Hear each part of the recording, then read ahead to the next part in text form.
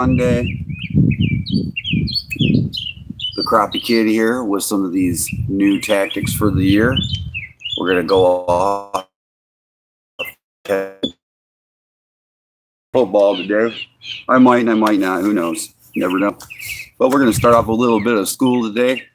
I'm going to give you guys 5 great things to use for the pre-spawn and the thump or the spawn. These are really good tactics. I use them this time of year. They really work for me. They're surefire winning tactics when it comes to crappie fishing. Excuse me. We're just getting on, so I'm sure we'll get some viewers here in a little bit. We got everything set up today. Get out my.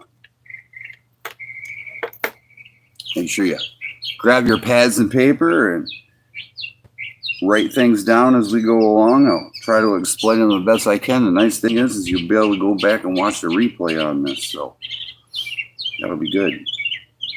So, we got them out. These out. Always getting prepped for the first tactic of the day. What we're going to do is we're going to start off by using a slip bobber with a regular hook. And some people can't afford all the fancy lures and baits that some of the fishermen use this day when it comes to, but I want you to know one thing, that fresh bait, live bait is, hey, Organic Machine, how you doing, bro? Welcome. We're getting ready to start our 5 tactics for crappie fishing for pre-spawn and spawn. So I'm starting off with my cork bobber setup today. I'm going to do my pole right here. I'm going to show you guys how to do this. Now, keep in mind, I want you to understand, I know a lot of people can't afford the plastic baits that some of us professionals use, some of us people that we use when we're out fishing.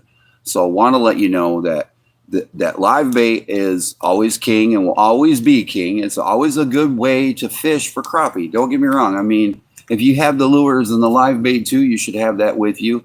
But this is definitely one of the tactics that you want to use. This is my number 1 tactic on my list of 5 today that I'm going to show you. Hi, John C., great supporter. What's up, buddy? Welcome to the Crappie Bowl. So, guys, give me a...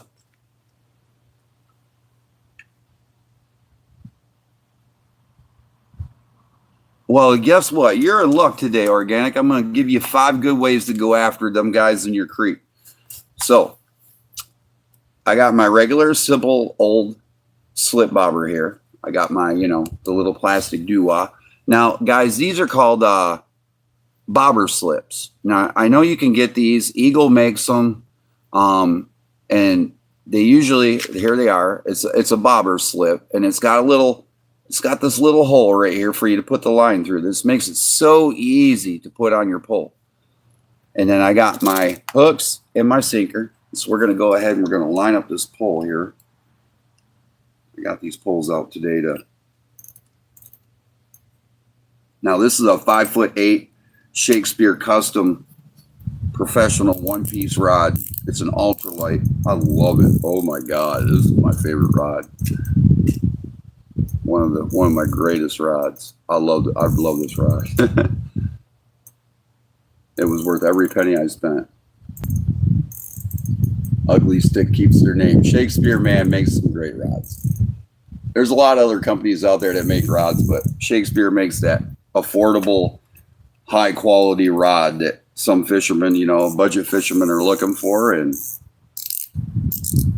that's why I got it.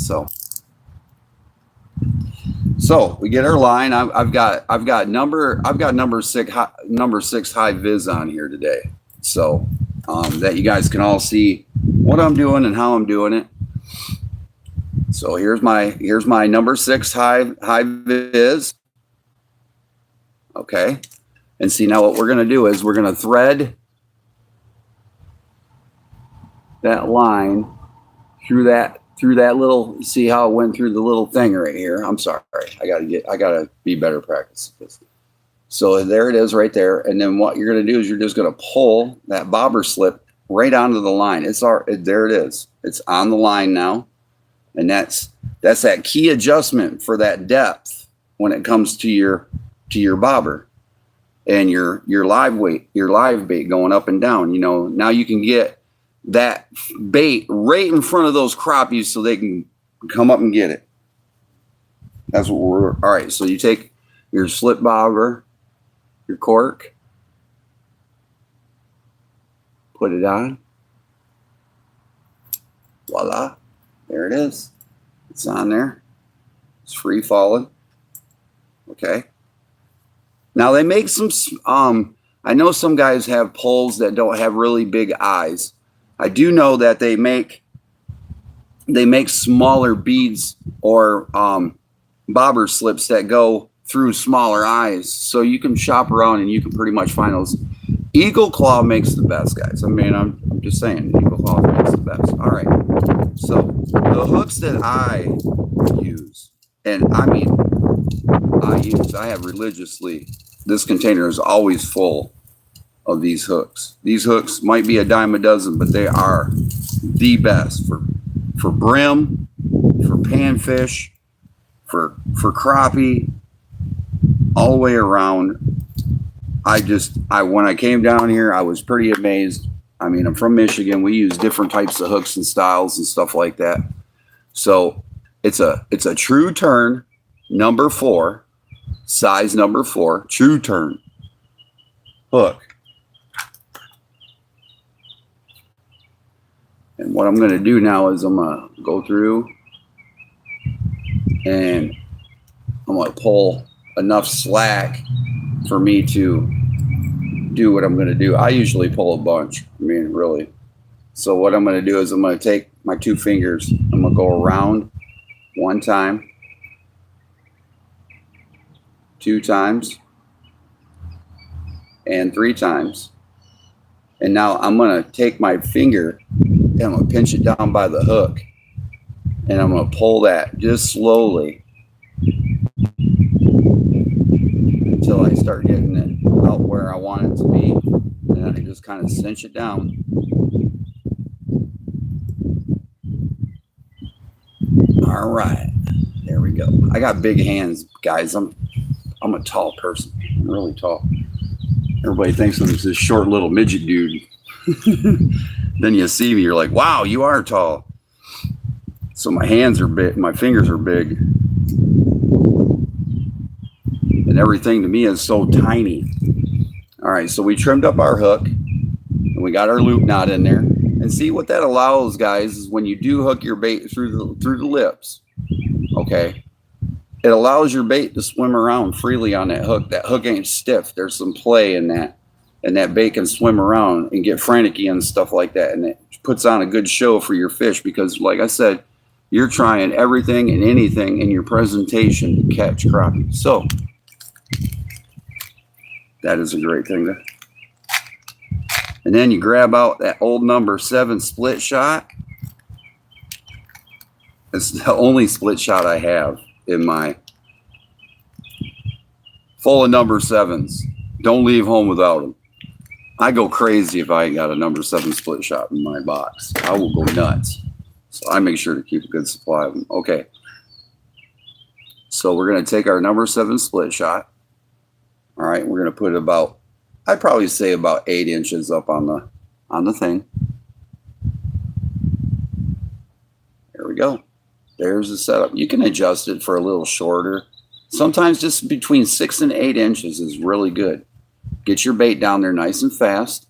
And then you got that nice presentation of the minnow. Okay. And you got that slip bobber. And there it is. The first setup of the day. So there is the very first setup of the day. That is a cork bobber setup. That's all ready to go. Live bait. And that is a really good way for you to go after crappie in a creek or in a lake. If you find them on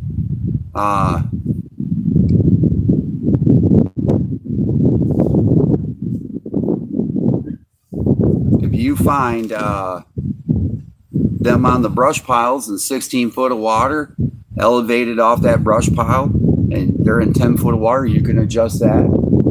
Or with the thump coming, you can do the same thing. You can adjust that height. And there's another tactic with the slip bobber, not just for live bait, but also with jigs. And I'm going to get to that. I'm going to show you that. That's another tactic I have on here. So, but that's the first one. That's the number one. You got a bucket of minnows, live bait. You go down to the bridge, pillars, this time of year, creeks. In the mouth of the creeks leading up to some brush piles and stuff is a really good area to start in. And that live bait and that cork will find you some. You can work that live bait around a little bit. You can kind of pull around slowly, checking the area, seeing if the fish are there or not. It's a very good way of catching crappie, guys. Very good way of catching crappie. All right.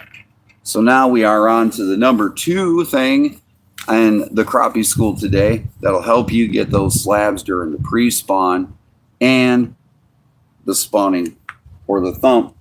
Is we're going to go, as funny as it may sound, underspins. Underspins are a very great and effective way of finding crappie in the pre-spawn right now. I carry a couple of these. My good friend Mr. Turner, crappiemanjigs.com, he makes these. They're very effective. They're very good, guys. I have a very good success rate on using those, and another one that I'm going to mention here. And I'm just going to pull out my 1.5 baits. I mean, this is a 132. Pull out Domingo, put Domingo on here. And I know collar on my, I don't like the collar.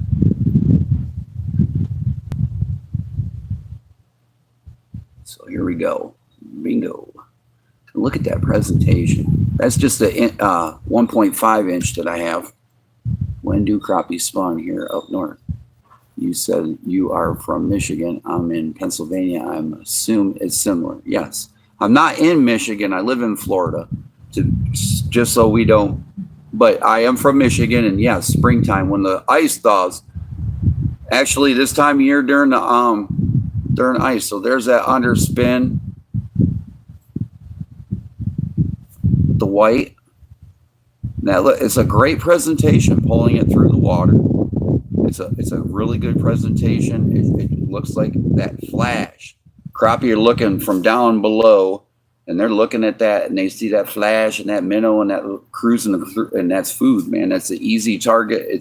It's smaller. Of course, it's smaller, but it is definitely appetizing to crappie. Crappie love those.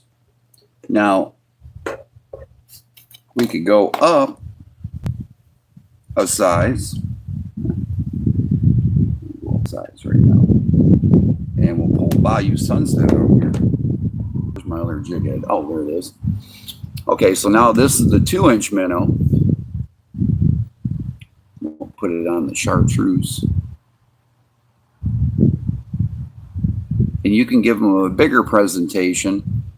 At the same time, you're still giving that presentation, that flash, that little flashing blade is just money. There it is, Bayou Sunset with the underspin blade. Very effective, very good. That minnow color, pulling it through.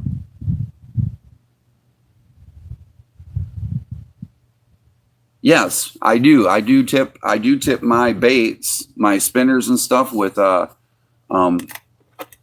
my crappie baits and my jigs with live bait. I have. It does work. I'm not going to say it don't. That extra little umph on your bait does work. So those are the underspins, guys. These are really effective when it comes to 4 foot of water, 4 to 10 foot of water. In the spawn, during the thump is a good way of locating crappie. Pre-spawning crappie, out feeding in that 10 foot water, 12 foot water range when they're elevated and they're out feeding. These are good ways while you're sitting there trolling, or maybe just fishing a bobber. Is a very good, effective way to search around, look out for some crappie over here, check them trees, check underneath them trees, check that over there. These are good, effective ways, and you can count These fall at 1 foot per second. So, 1, 2, 3, 4, and then you're at that 4 foot level, and you just give it that slow roll. But there it is. And if you guys want to get your hands on some of them underspins right there, go to crappiemanjigs.com. My good friend Mr. Turner, he makes them live, on his program, his YouTube station. They're really good. I like them. Like I said, it's one for you to have in your tackle box right now during this time of year. This is the time to have these baits. You got to have there's 5 things. Slip cork is 1, underspins is 2. Now we're going to get down to number 3. One of my all-time favorites.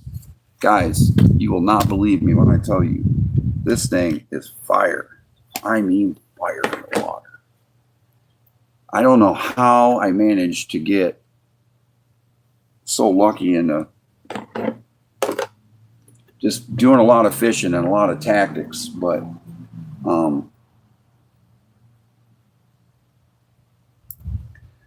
I always talk to Mr. Turner and see if I could get him to do a mini chatter, and I can't seem to get him to do it. I do have hand ties. I like Mr. Turner's hand ties. His hand ties are awesome. Very awesome. But I have an effective dual threat. Now, I'm not trying to boast the sales of the company, but the only place I could find them is Z-Man. Z-Man makes, well, I've got these now.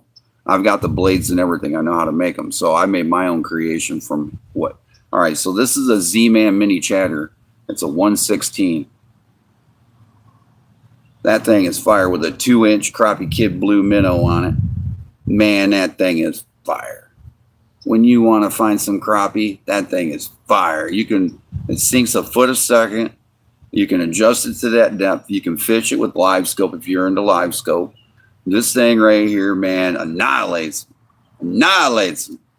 You can change that color, you get them. I am Michelle. Cleveland, 351 in the house. Big John C's in here. Organic Machine Dean, 333 is in here. That's a nice slab. We're going to get you there, Organic. Don't worry, buddy. And so now I'm going to change up. So I went from the 2-inch minnow and I went to another tactic. It's just like, you guys, fishing is fishing and fishing is tactics. So Mr. Turner's on there doing his hand-tied flies, which I love. Now he's all a fly guy. So I was watching and I took some of the fringe off of one of my chatterbaits and I tied it onto this Z-Man. It made a mini chatter. And crappie love this one too. This thing is fun, man. Oh, hey, Fred, Southern Indiana, shouting out today. All right, Fred. Lucifer's in that. Hold on, Lou. I didn't see you there, Bubba. You're not even dressed for the Super Bowl. Man, what's going on, bro? Oh, yeah, you're on the team now. Welcome to the team, bro. But, yeah, these right here, guys, I have found are some of the best for throwing out and looking for crappie. And I'm talking big ones, man, big slabs. And I trimmed this to be 2-inch. That little mini chatter right here, I trimmed it to be like the 2-inch like this right there, man. But these, you guys got to get some of these. They're $3 online. I just started making them myself. I got the little blades and stuff, but you can get them from Z-Man. Mini chatterbaits. They come in silver and then they come in gold. And I'm telling you right now, guys, you got to have some in your box. These are the thing, man. These are ugly dog lures. How's it going? Welcome. And then on top of it, in Cleveland, you're gonna like this. So I found these little mini crawdads. Like the size of my bait. mini crawdad. That's a 2-inch minnow, and that's a little. All right, so you can take this little crawfish and put him on there. And man, woo, that little crawfish on that chatterbait, that's a mean dude. And you wouldn't think crappie wouldn't hit this, but they nail this in the summertime. In certain days, out in the shallow flats, they love these things, man. And good colors. This one I got from a buddy of mine. He's got the mold. I'm having him making some in but man, look at that little thing. That's a craw. I'm trying to get Turner to do this craw. This is a little craw. This is that crappie craw. They love this down here, man. They really eat it up. Now, this color right here, my buddy made, and it's a really good color. And he showed me this. He was catching them on my jig, using 164 ounce jig head. And he was catching them on this, just hitting it off the bottom. He would have to bring it up about 2 feet off the bottom on his live scope, but he was killing crappie with this thing. So that is a cool little crawfish. I'm going to try to find me a mold like that.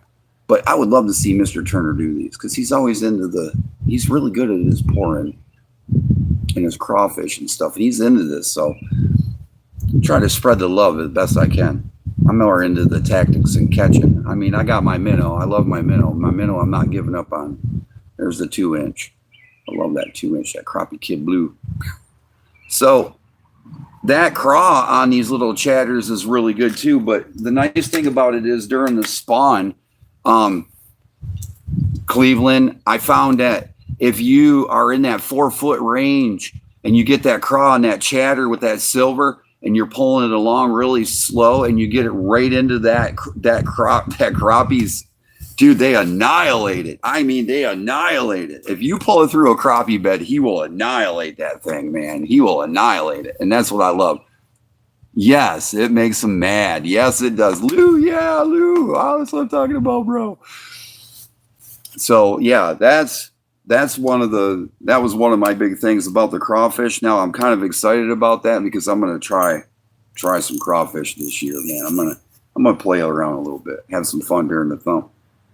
I think the thump's gonna start early, guys. I really do. What's my go-to live bait for crappie? Crappie minnows. 2-inch, 3-inch crappie minnows. We get them down here. Personally, if I'm out fishing and I got my cast net with me and I got my, I got my boat now. I don't have to worry about a bubbler. And I got my cast net. We have thread fin shad that surface down here. And I'm going to tell you right now, if a thread fin surfaces and I got my cast net, I want thread fin shad all day.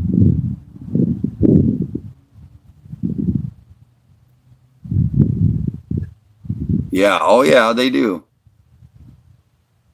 Yeah. And Lou's right saying that they love it. Well, they do. When I say they love it, it's because I love it because they hit it. But when you're pulling that craw through that shallow water, it's just like Lou said, guys. They want to kill it because they hear that and that chatter, that vibration, and they see that little craw coming through the water, and they think, "Oh, he's going to eat all the eggs, the little fry," and they're on it, man. They're on it, and that's so fun. I love that. That's exactly what I'm looking for. That's like habits of a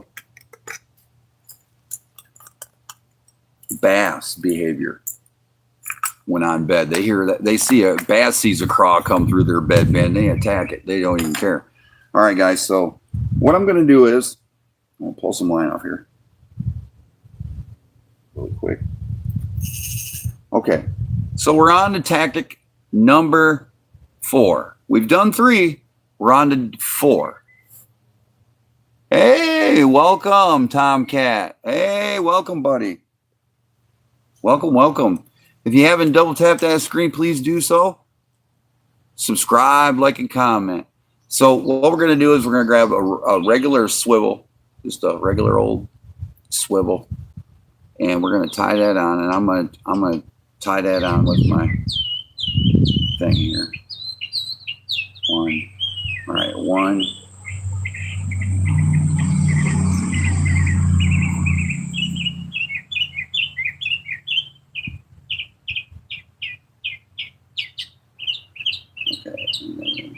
here. Pull that tight.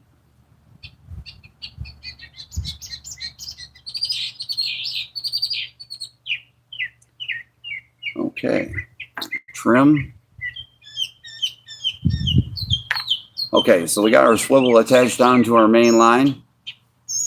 Now what we're going to do is we're going to take a length, probably about 4 foot long.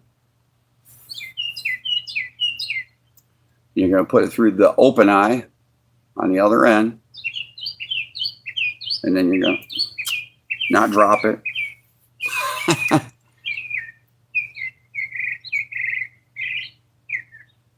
Oh, them are birds singing in my trees. It's so nice out here today. Hey, Glenn. Glenn, my man. What's up, Bubba? My Aunt Michelle is in here? Oh, Aunt Michelle, you ain't even dressed for the Super Bowl. Hold on. Now you are. Okay. So you go through the open end of the eye. And you drop this down.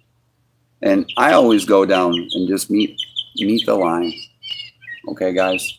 I know it's a little long and a little awkward. All right, so you hafted it all the way down. Now you got 2 pieces of line instead of 1. And what you're going to do is you're going to go around your fingers like this. Just one time. And then you're going to come through and you're going to grab those 2 pieces of line. You're going to pull them through and then you're going to pull your knot tight. Voila. And now you got freedom on that other end of the swivel. Now, key part. You're going to take this and you're probably going to go, well, you're going to just keep them like this long because this will be easier for you to figure out your own length if you want. So what we're going to do is we're going to grab some of Turner's famous 164 ounce jig heads from CrappieManJigs.com. You guys can order them there. These are really good. I love these. He makes a really good quality product. Good hooks. And we're going to take our first one and we're going to make this the short one because we're going to double this. We're going to use 2 baits on 1 line. It's a really good tactic. So you're going to go, you're going to grab your first line. We're going to put that itty bitty little jig head on there. And I always start with my longest one. And I probably go usually about 24 inches. And then what I do is I just do my 2 finger through the hoop. That always helps me to wrap it around my fingers and do this because I got big fingers. It's hard when I got these tiny little jig heads.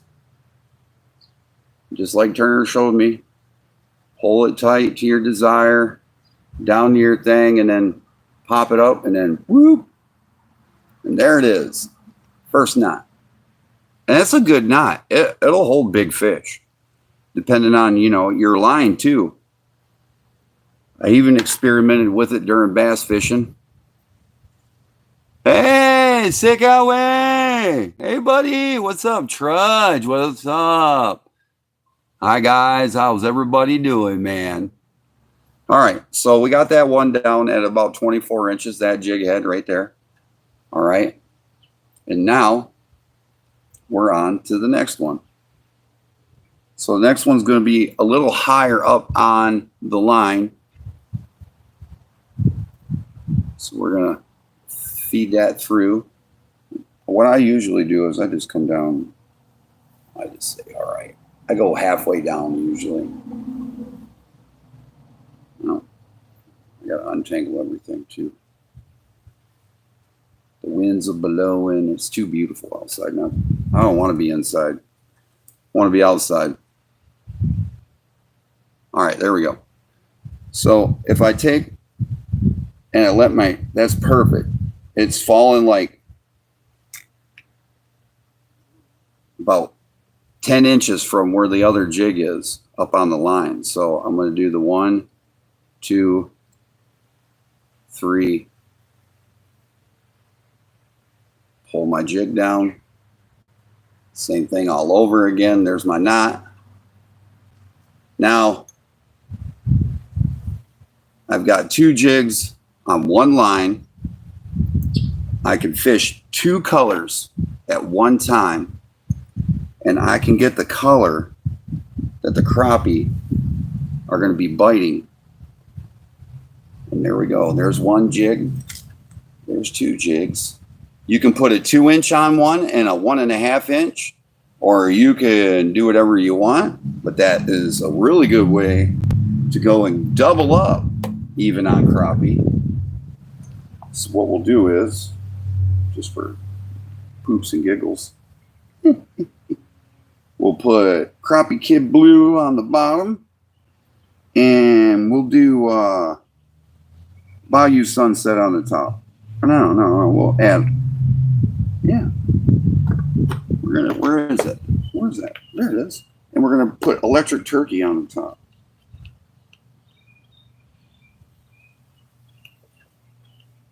You can fish 2 colors at one time. So we'll put Electric Turkey on top.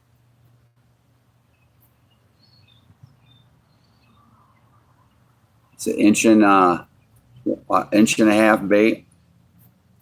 There's Electric Turkey. And then we're going to hook up Crappie Kidd Blue with the Electric Turkey.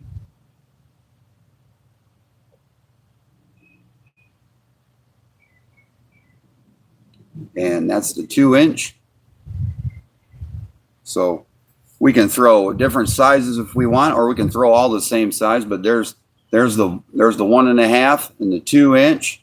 Hey, what's up? Still ya? Why, buddy? What's going on, man?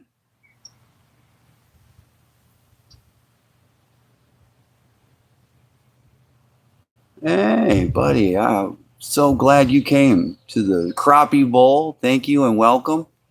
Thank you and welcome. Trudge, my buddy. So there you go, guys. There's 2 jigs. 2 of the crappie's favorites foods, filet mignon, served up by the kid. And now when we go to drop that in the water, let me get it so I can show it off. So now when we get that, guys, we got that 1 bait. Come on, cooperate. We got that 1 bait right there, and then we got that 1 following. So now when these fall together, they're falling in the water and you're jigging. So now what I do, guys, is because I got those 2 baits on there, but the plastic, it kind of makes them, you know, still real. It's a real slow sink. All right. You want to add a number 7 split shot somewhere up here above that swivel. Okay. And that way you can allow yourself that little bit more weight and you still get that 1 foot. But I'm telling you, man, great way to double up on some crappie and to double up on them fish when you find them. That's that tactic, especially right now during this time when they're going into pre-spawn. They're feeding like crazy. Good time to double up on them slabs and put that extra meat in the fridge. It is definitely a good tactic. All right, so we did that one. Now we're on to number 4 of the day.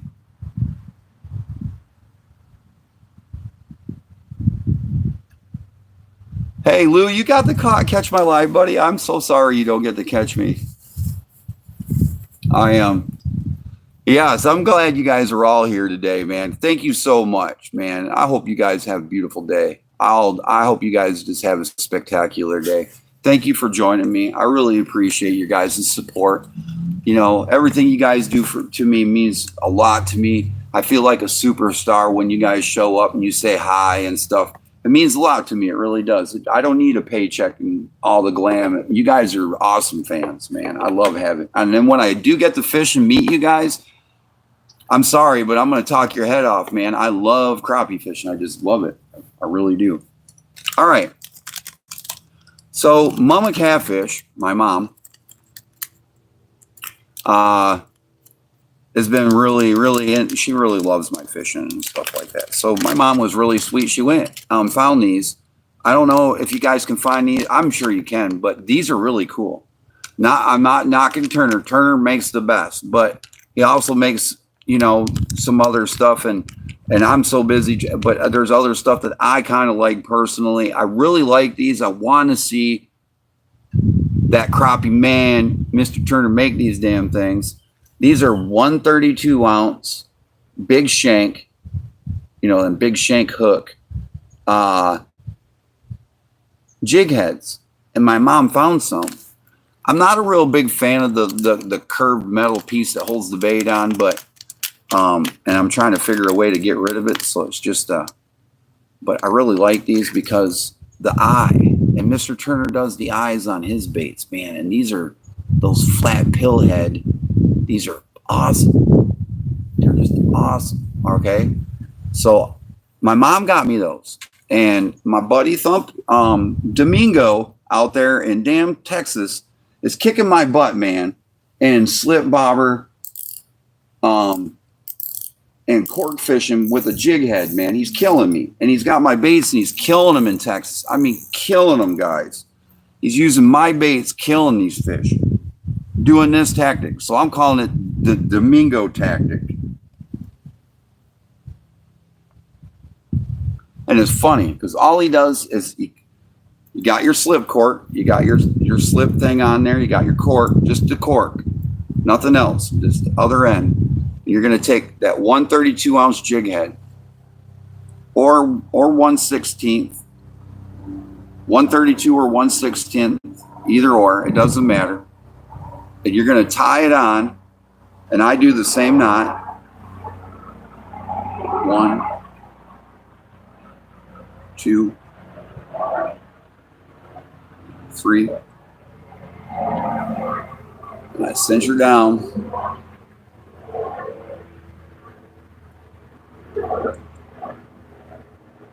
I love that knot. Ever since Turner showed that knot on his video, I fell in love with that knot. I love that. Thank you, Mr. Turner. Crappie Man Fishing. Crappie Man Jigs. There's that knot. I love that. And there's that jig head. So there you go. And then I'm gonna even display the Weewah booger. 1.5 Weewah booger. It's really good for locating them slabs that are sitting out in them creeks right now. If you got artificial bait and you got your live bait soaking and you want some action, real quick action, okay? Right there. There it is.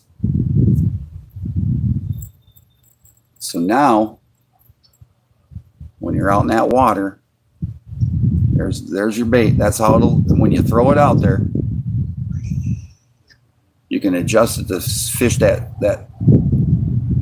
shallow water, and you can go along. And what you do is you just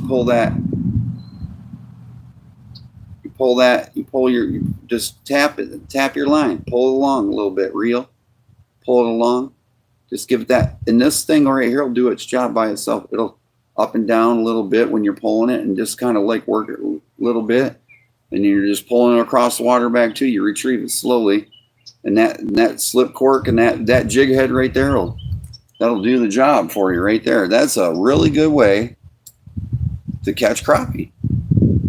And my buddy Domingo, he is killing them out there in Texas, boy, killing them out there in Texas. Just that right there. And he's using Domingo, and he's using the white minnow, and he's out there getting them, boy. He MVP crappie fishing right there, because I can't get him to do it right now. I'm gonna try this during the Thump though. I'm gonna fish this. I'm gonna fish that religiously. But yes, there it is, and it goes through nice, and then bam, put that Turner minnow on there. That'll be a good one too. Crappie Man Jigs, guys, and Crappie Kidd Baits Company. These little minnows right here for the Thump this year. Better get them. Get your colors. Start stocking up. Should have them slip corks in there. Should have them bobber slips for your corks. Should have number 7 split shots. Some 132 ounce, 164 ounce jig heads in your tackle box. some number 4 true turns, man, you have all the crappie gear you need to go after the fish this year. I'm telling you. That's it right there. You have all that stuff and your soft plastics, your favorite company, whoever it may be. May it be the Crappie Kidd Bait Company or Crappie Man Jigs. I highly recommend, if you don't like my stuff, to go over to crappiemanjigs.com. That guy is great. He makes good stuff now. And he is my big mentor to me. And he has helped me come a long way in making my baits and getting myself situated where I'm going. And I have nothing but respect for him. And, you know, and hey, Thumpaholic, I just showed the slip cork trick. The slip cork trick. Now we're on to the last one, the number 5. My go-to, my favorite. It's always been my favorite. It was the one that started it all. The one that I always have tied up. I grab one of my 164 ounce Crappie Man jig, handmade jig heads.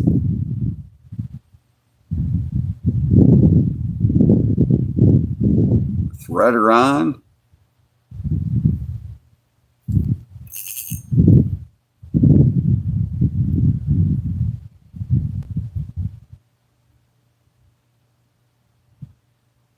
One, 2, 3. Pull that thing through.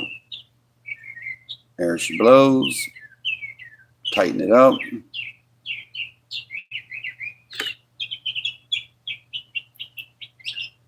All right. Then I reach into my never-ending supply of number 7 split shots. I tell everybody I go nuts, man, if I don't have a number 7 split shot on board. I cannot fish with anything. I don't know why. Turner started that whole thing. He programmed me like a robot. All right. And I go up there on my thing, on my line, about 20 inches. I called it the Turner rig at one time. There it is. There's my number 7 split shot. There's my jig. And then the one bait that I always put on when I go straight to the water and I want to look for some fishies, and I ain't going to tease around. I do grab the other one right along with it because that's a really good bait and I love it. But I have 2 on standby. I have 2 poles ready to go. And this is the first color I pick up and always throw at them. I don't know why. Lately it has been hot. I think it's because of the color. But the Weewalt Booger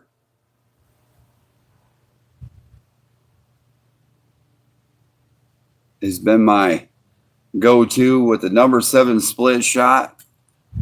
And you can adjust that split shot for farther up the line. See, what I like about them split shots is I don't crimp it on very hard. I can slide it up and I can add some length to my thing and I can add more float to my jig. Or I can come down and I can add just that simple live scope jig ability to it right there if I want, and I'm in position and I want to just, and they're right down below me, I can flip down and I can, so this is versatile. I can fish it and I can jig it at the same time. But this has been my go-to, guys, ever since I started my YouTube channel. That's what I do most of my fishing with. I do flip around and use my other tactics.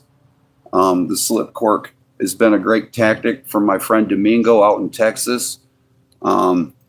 Corey, my friend Thumpaholic Fishing, he has been really good at doing the single jig. I'd like to see him do some other stuff, but he's really good at the very heavy 1/16, and I don't think he goes very light with his jig heads.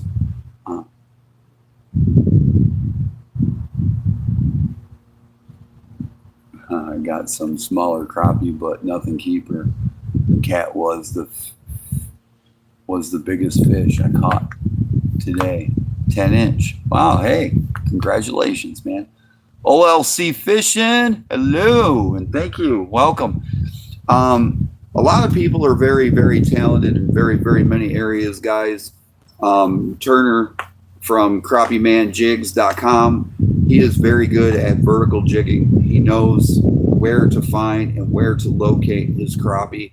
He's very, very well experienced in crappie behavior. And, you know, if you get a chance, go back and watch some of his videos, like how to find. He's got very good tactics. I mean, I'm not very good at getting them out there yet, but I'm working on that part of the aspect of my YouTube channel. I want to be better at this. I want to be really good. So, you know, getting back to what I was saying is Mr. Turner has a lot of great information for a lot of you guys out there just coming out, you know, wanting to look and find crappie fast. He has some of the tips and ways to go and do that. And, you know, if you were to ask me, I would tell you, start with bridges. If you can pull up on a bridge on a creek or something and start fishing, you'd be surprised. Some of the little narrow creeks that you think wouldn't hold fish, they hold fish. I was surprised. I found that out while I was down here. They do. They get up in those back channels and they just go. And I really like that. So, you know, don't think that you have to be out in a boat to get crappie. And then, you know, of course, me down here, I didn't have a boat. I went into a kayak and I did most of my fishing in a kayak. And the really good thing is I learned a lot about the crappie that I'm fishing for. And that's really, really good thing because, you know, I want to be better at fishing for them. I don't just want to, you know, go out and catch sun rays all the time. I mean, if I want to do that, I just go down here to the beach. And I'm not into the beach. And I live in Panama City Beach. So, bridges are very good. Starting on banks and creeks and stuff is very good. If you can access the creek and you can walk along the creek and you can toss up to some trees and stuff, it's a really good time of year to start looking for those pre-spawn, getting ready crappie that are going to run up into those creeks. And even down here, I think the water temperature has been above 60 degrees for the past 3 days. So I really think this weekend coming up, the crappie will be in spawn down here, and it'll be earlier than I anticipated. Last year, they started spawning February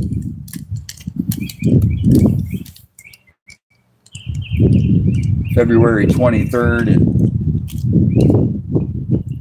and now it's you know, just in the middle of almost in the middle of the month, and they're getting ready to spawn next week because that water temperature has been staying steady.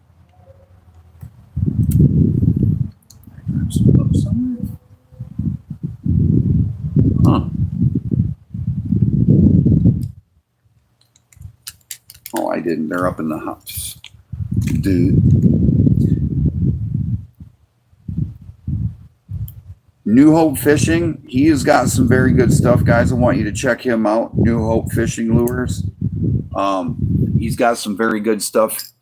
He makes some custom handmade baits and airbrushes stuff, and he ties jigs and all kinds of things. Check him out. He's got some really nice baits and stuff like that. I share a lot of information with him. But definitely check out CrappieManJigs.com. Mr. Turner, my mentor, my teacher, and, you know, person I kind of mold some of my fishing after. You know, he does a lot of multiple things. He has some very good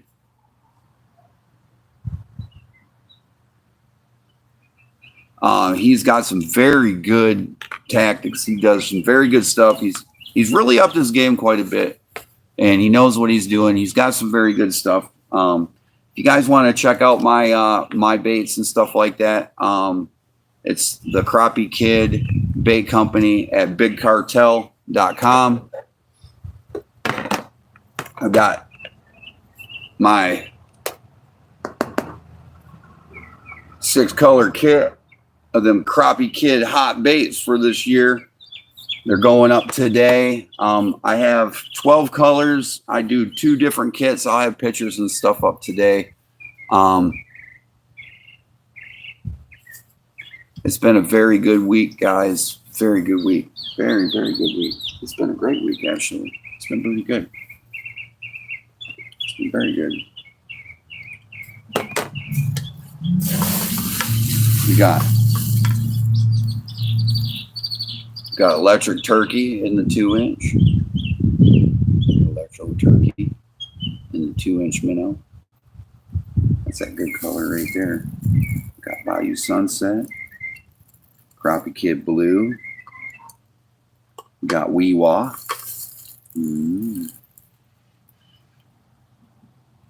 That Weewa boy. It's one of Thumpy's favorites right there. That 2-inch Weewa. Boy, they love that. Oh, in Oklahoma, they love that. Ooh, they love that. Gets me all excited. Too fun. Oh, yeah. Well, of course, we got to show this one off. I mean, it's my pride and joy right there. The old Domingo in 2-inch. I made that, man. That's a fire tail right there. Yes, sir. Domingo. That's so hot in Texas right now, guys. I can't even keep it in my box myself.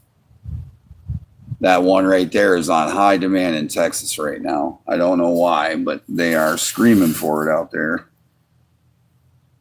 And then I made Shake. This is a really good one. There's that.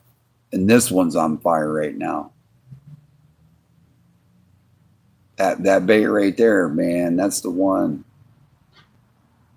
They love that. Oh, Thumpy says, what about Wanda? Wanda got axed, bro. No, I'll make special. I'll do special order colors and stuff like that. But Wanda is one of those ones where she's popular in one spot and not in others, and I had to kind of put her on the back burner. But yeah, I got you, bro.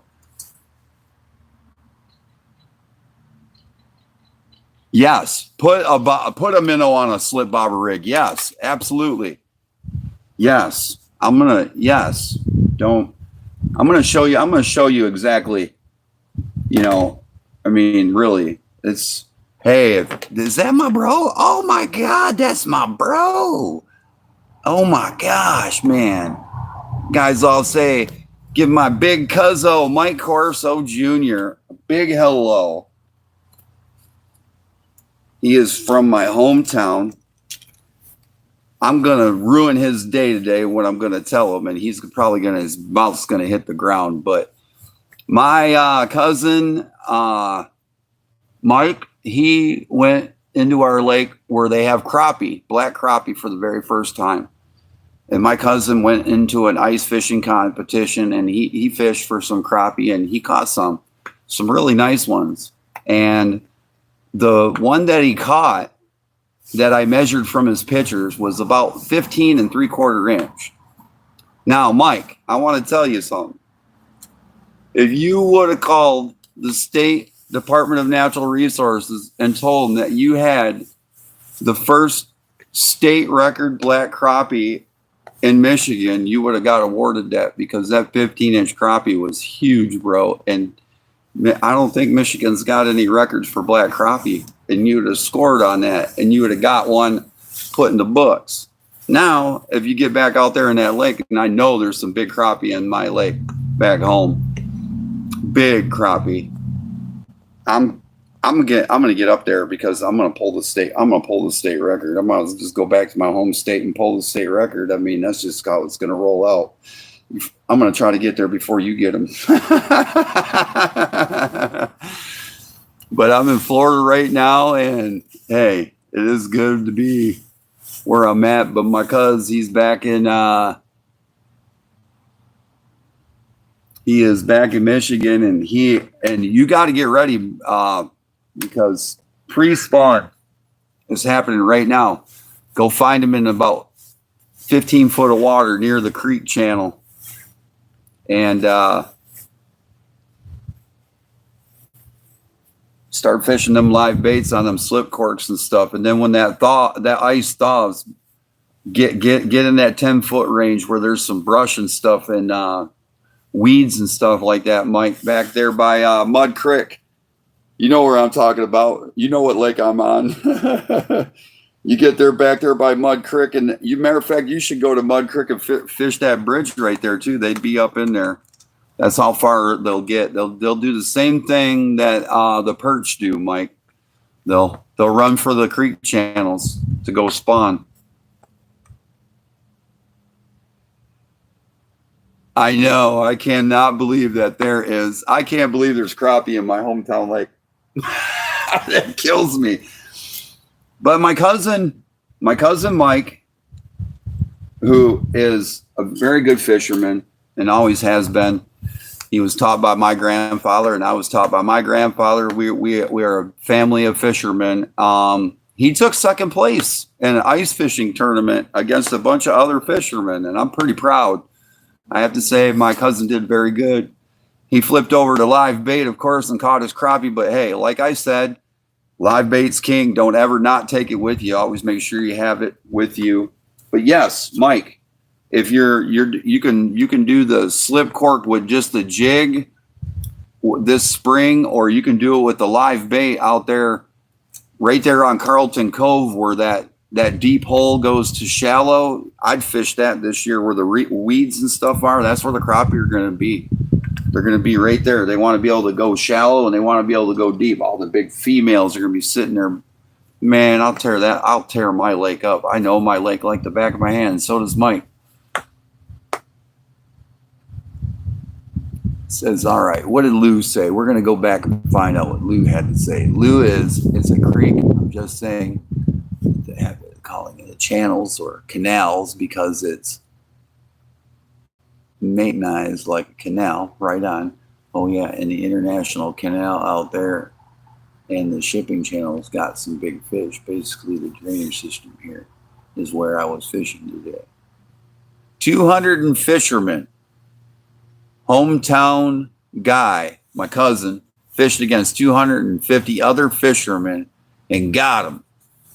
It seems that the crappie are all based around Stony Point area for some reason.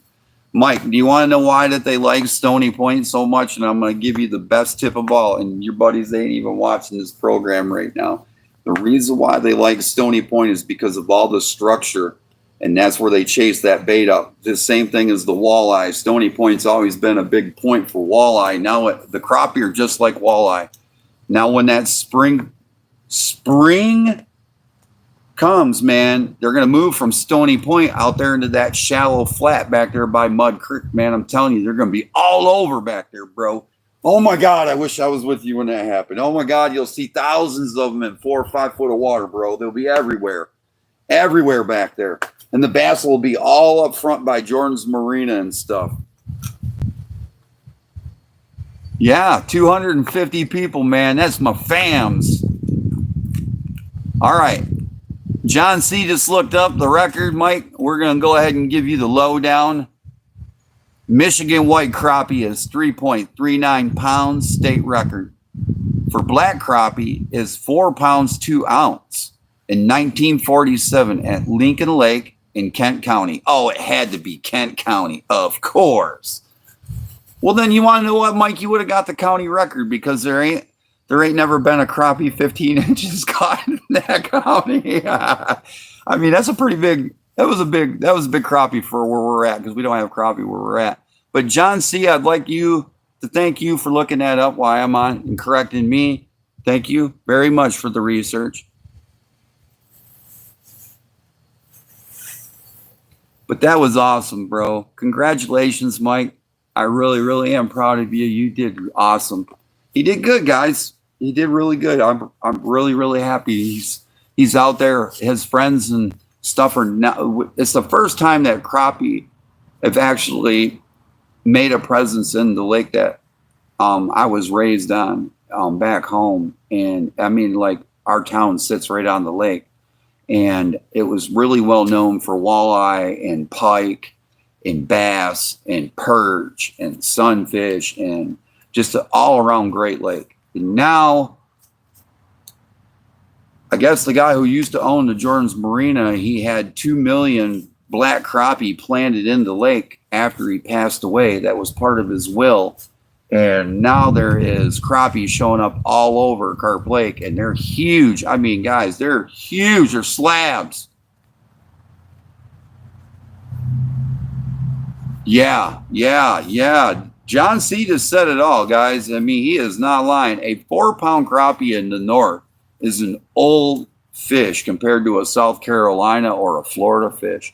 So, Mike, I'm going to tell you right now, that was a long time ago when he planted those in there. That 15-incher was about 5 years old. That's a good black crappie.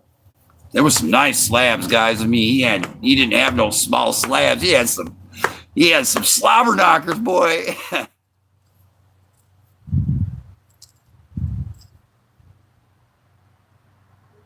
Glad to see you love for it.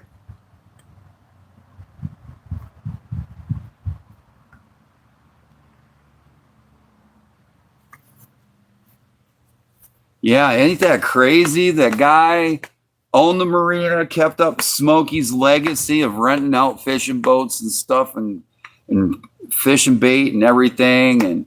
And when he passed away, guys, in his will, he had it written that he wanted 2 million black crappie planted in our lake. And now all of a sudden it's Slab City, man, which is cool though, man. It's awesome. I mean, really, it's awesome. I mean, we needed that back home, man, because you know, fishing has been our everything. Where I'm from up north, hockey and fishing is it, man. You know, and then in the summertime, it's basketball and football. Hey, Aunt Michelle, you have a beautiful day. Thank you for coming in. Thank you, guys. Appreciate it. Yeah, it was. I have a lot of great fond memories because it was all outdoor stuff when we were kids growing up. Mike, my cousin there, he knows every time we got home from school, it was hockey sticks, and we were out in the snow playing hockey this time of year, trying to score as many goals and try to be the Stanley Cup winners. And we'd go ice fishing and snowmobiling, and then when spring came, it was back to being kids again, fishing, hunting, and running around. Yeah, it is. And his name was John. And for him to leave behind that for all of us kids, we really, really, really do appreciate it. And I want to thank him from the bottom of my heart. You know, I know he's above looking down on us and we're all smiling. But really, I really do appreciate the fact that he put those in there, man, because that's awesome. I never, ever would have thought there had been crappie. I mean, look at guys, I got crappie slippers. Them are slab slippers. Who's got slab slippers? I got slab slippers. Them are slab slippers. Yeah. Man, what? I'm crappied out. I wear slabs on my feet.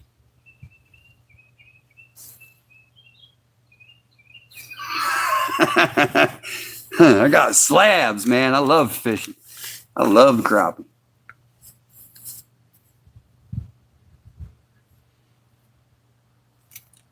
Yeah. I remember we did that one time, John. We turned on the garden hose and flooded the yard, and woo, man, we got in some trouble, boy. Woo, did we get in some trouble?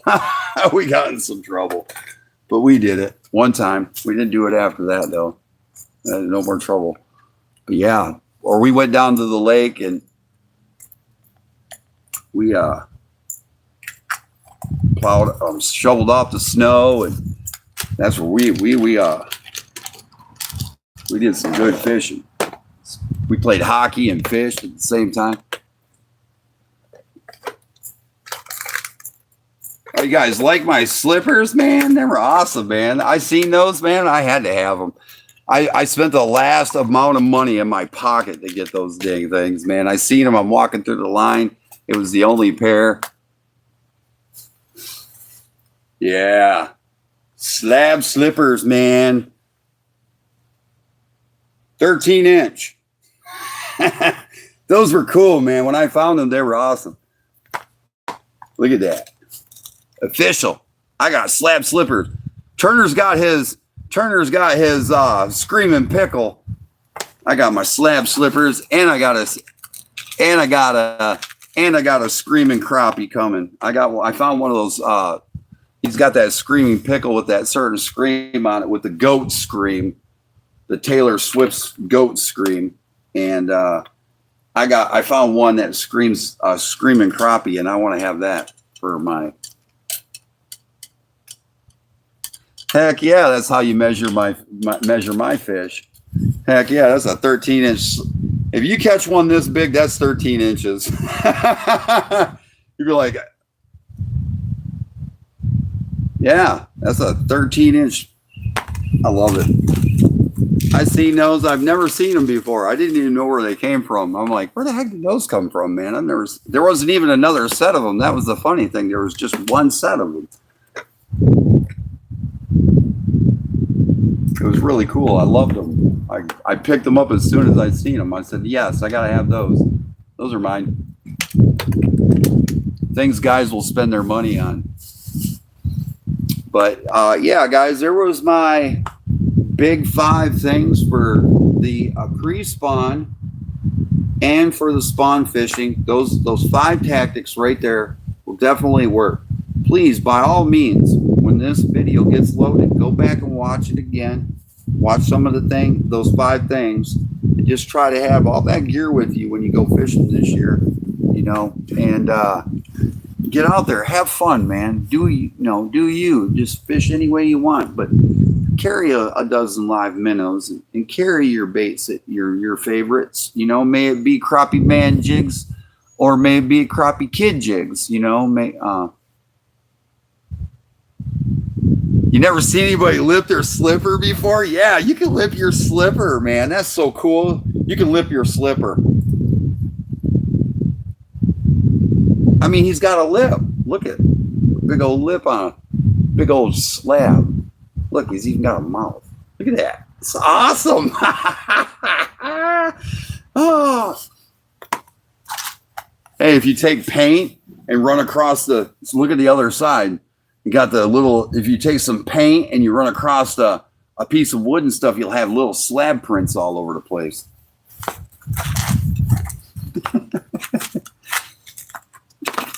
Look like crappie all over your yard.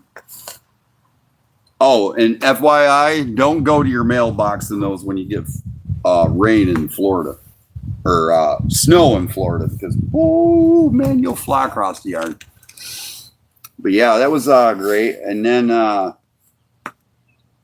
but just, you know, get your baits, get ready. It's here. It's time. They're moving in. You know, it's going to be fun. The pre-spawn is very fun. It's going to be a lot easier to start locating crappie. You know, you guys up there up north that still have the ice, it's time to start concentrating on moving that location from where you were catching them and start heading a little bit more closer to the creeks, because the creek water is going to be a little bit warmer. And if the creeks are opening up and stuff like that, where the creeks are spilling out in them areas out in front and stuff like that, 6-7 foot of water with some structure in it, it's going to start holding some fish. And, you know, drill a hole. Please, by all means, check the ice before you go out. I know that, you know, sometimes the ice isn't thick enough, or if you don't got enough ice, I don't want you to be in danger. Definitely do not go treading near no mouths of no creeks on ice. If you're not aware of the area, you got to be safe when you're out doing that. You know, take extra precaution. Take somebody with you. Don't go by yourself when you're ice fishing creek out in front of creeks and stuff like that. It can be very highly dangerous. You know, there can be soft patches of ice, air pockets.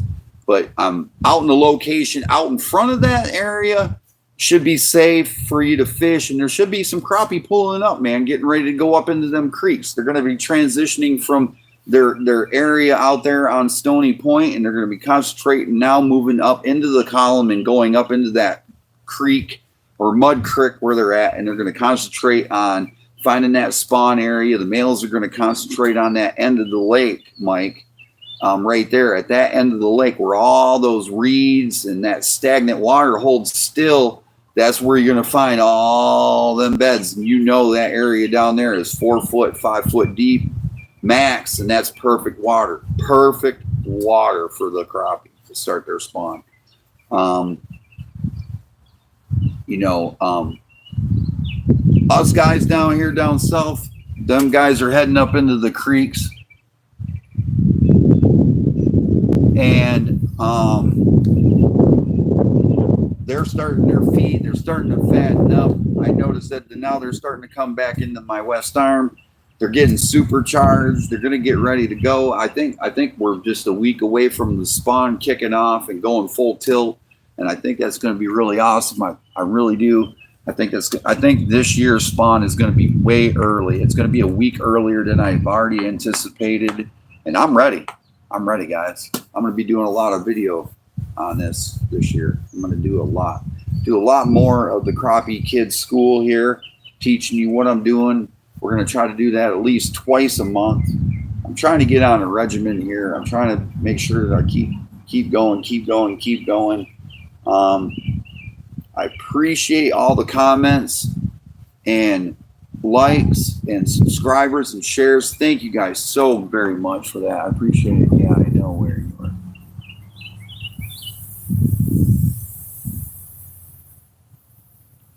Crappie, Mike, if you catch one, they stick together all the time. Crappie don't usually go solo.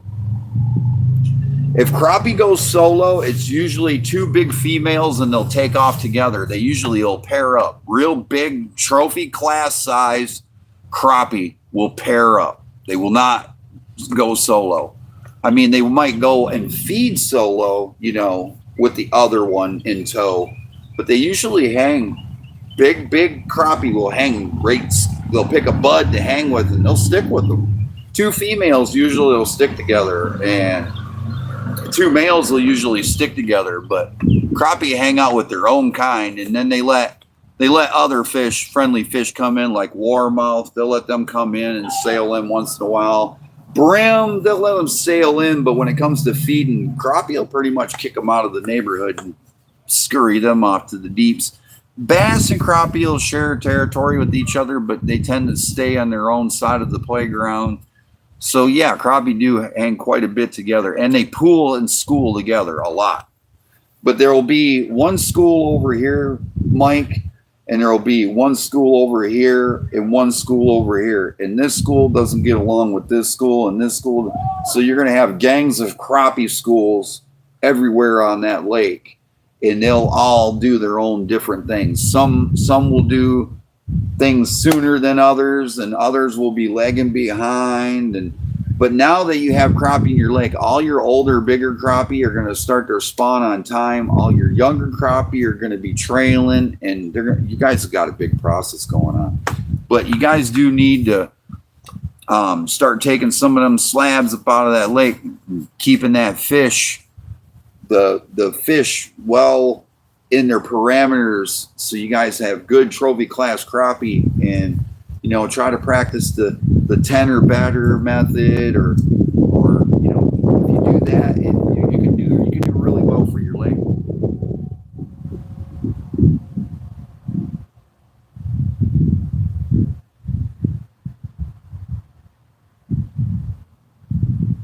My question is, if I'm in the crappie, can I still expect a walleye or a pike to come through?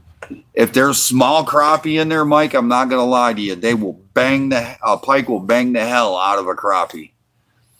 But walleye and crappie will actually coexist. They'll swim around each other. They'll let the walleye come through and do their feed, and the crappie will come back on the minnows. I mean, they'll split time between feeding on that school of bait.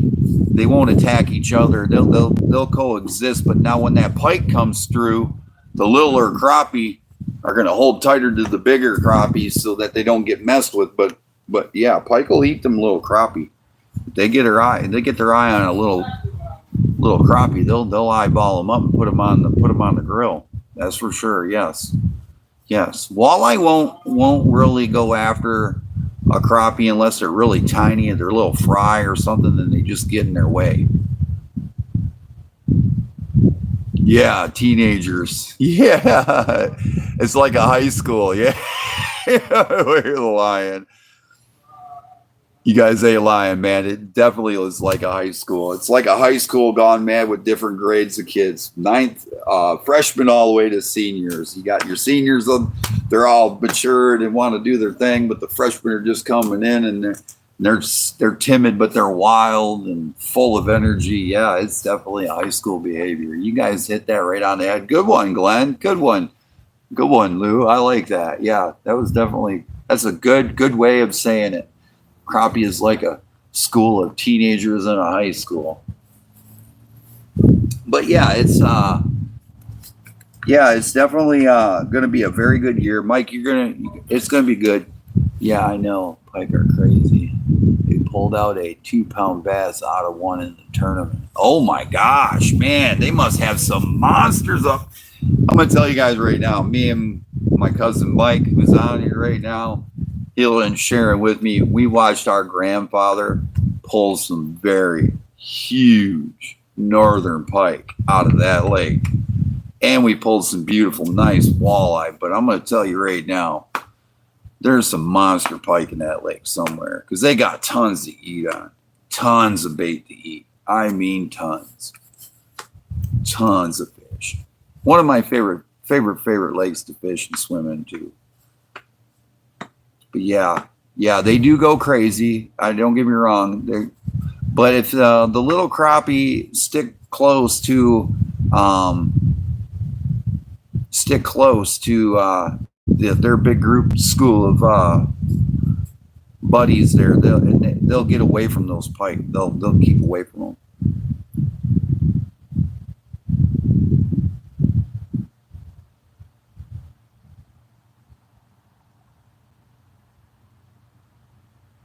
I'm telling you guys, man, they're getting ready to spawn here in Florida. They're gonna pop next weekend. Lou, next weekend, buddy.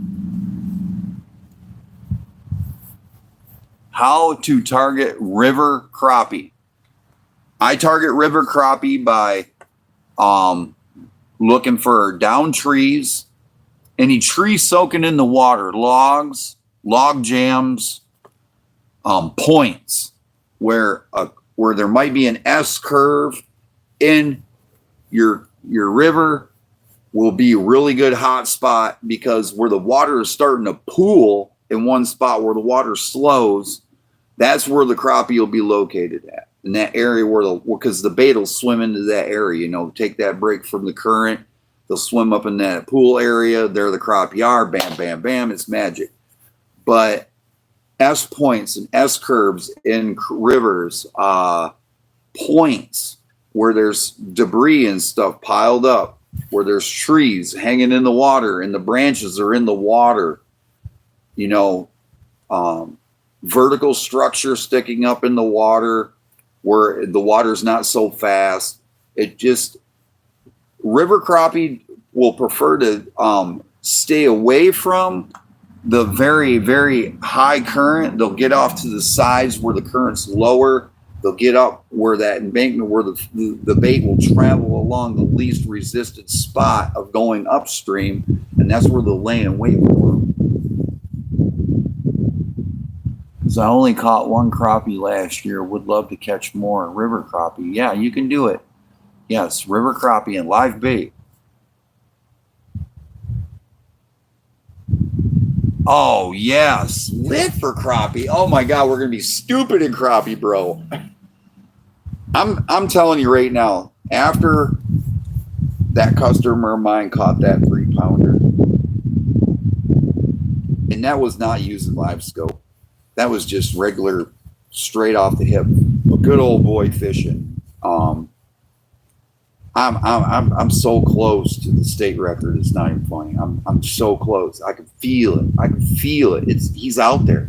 Every time I get close to the water, I see a picture of this crappie sitting in this log jam, just waiting for me to throw my lure in there. I'm gonna get him. I'm going to get him. Organic Machine Dean. Welcome to the Crappie Bowl. You just got drafted to the team.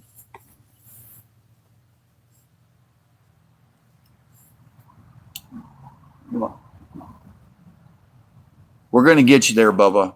The river fishing, The Florida record right now is 3.82 pounds. I had a customer miss it 3 days ago by 1,000 or 1 ounce. 1 ounce. His was 3.7. I mean, it was the length of his arm from like here to here. It was huge. It was thick. I got a picture of it. I'm gonna put it on my website. Man, it was awesome. I caught him on live bait, but I tipped one of my Crappie Kidd blue jigs when we were pulling them through the water. I usually have 2 off to the side of the 2-inch minnows, and I tip them with minnows, and I drop them down 14 feet. And we were trolling along that morning, and boom, boom, that pole started going. He pulled back on it. He's like, man, I don't know what's on there. I think I got a bass. He's reeling in, man. As soon as I put the net on it, as soon as I seen it, that's all I could do. I just concentrated on getting that fish in the net. It's the biggest crappie I've ever seen in my life. It was huge. Yeah. 3.83 pounds. Yeah, caught in Lake Tahlequin. Yeah, 1992. I am right next to that lake. I'm going to beat it. I'm going to beat that record. I'm going to beat that record, John. I'm telling you, I feel it. I'm going to beat that record. I'm going to beat that record, man. I just feel it. I just feel it. 3.7, man. That's not that far off. That's not that far off. That guy's getting that fish stuffed, by the way. He took it home. We wrapped it for him and everything. He didn't want me to touch it with a knife or nothing. He said he ain't eating it. He's taking it home and getting it stuffed. Pennsylvania record is 4 pounds, 3 ounce. Michigan's record is for black crappie is 4.2. White crappie is 3.39. Pennsylvania is 4.3. But I can't believe that us here in Florida haven't tipped 4 pounds on the black crappie. But guess what? The kid's going to do it. I'm going to catch a 3.9. I'm going to catch a 4. I've seen them on live scope, John. I'm not lying to you. I've seen them. They're the hardest fish to catch. I've sat 4.5 hours with Mr. G on his boat, on his live scope, trying to catch these 3-4 pounders. Not one of them would take anything. We followed them around and everything. They would not group up with any of the other crappie. They stayed away from other crappie. They stayed in their own area. Man, it was just something else. Yeah, Tahlequin is legendary for crappie, and I do guide that lake. Kentucky is 4 pound, 1 ounce. Yeah, 4.19. Fred, hey, welcome, Kentucky. Shouting out for Kentucky, Fred.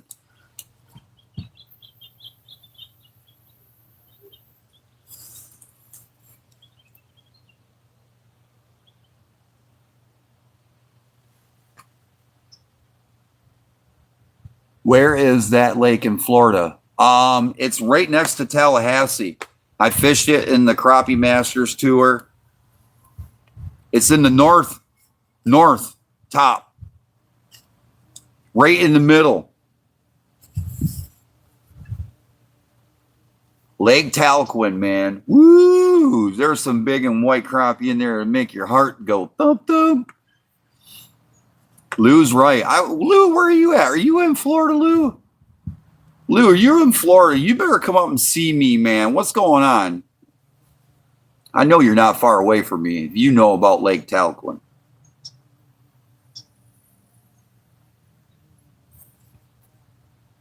Wow.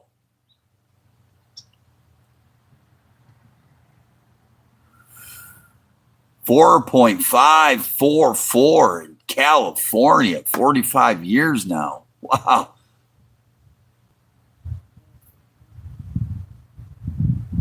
Really? You're cattle ranching, bro? That's right on, bro. That's cool as hell. I didn't know you were in Florida, man. That's awesome. You got to come up and see me. You and your brother should come get a fishing trip.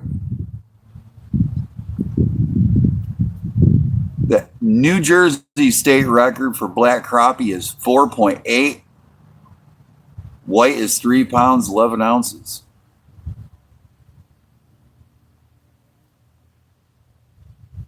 That's awesome, bro. That's awesome that you do that for your brother. That's awesome, bro. That's real family shit right there. I don't care what anybody says about my language. That's awesome. We need more people like you in this world. That's family right there. I'm going to say black crappie are better eating, but it all depends on where you get your crappie from. I mean, if you get a crappie out of the Apalachicola River down here, boy, you got some of the most tastiest crappie, and it don't matter if they're white or black. Woo, they are good. I was serving them yesterday. West Arm crappie, Lake Talquin crappie are really good. I mean, I don't know how crappie are up north. I haven't had them yet, but down south, down here, man, they're really good. Really good. They're both good.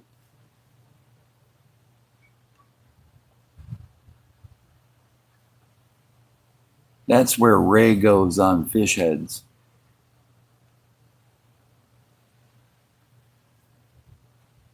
G-Man 06, what's going on, brother? G-Man!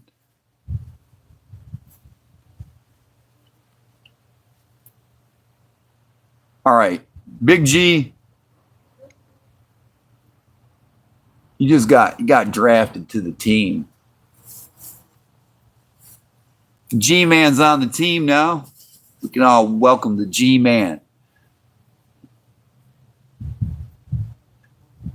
We aren't sure if the niece is going to make it. She was born preemie, and they let her out of the hospital about 3 months ago. But she's back in the hospital. We're not sure what's wrong with her.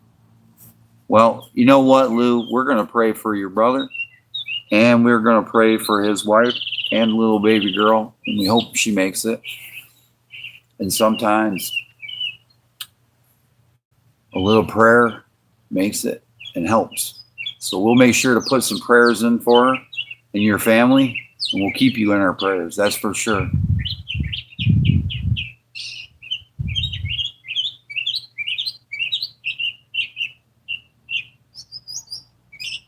Where New Jersey Fishing Maniac, I like that guy, man. He's something else. He is awesome. Where New Jersey Fishing Maniac Mark goes by his house is where the black crappie was caught. Oh, nice.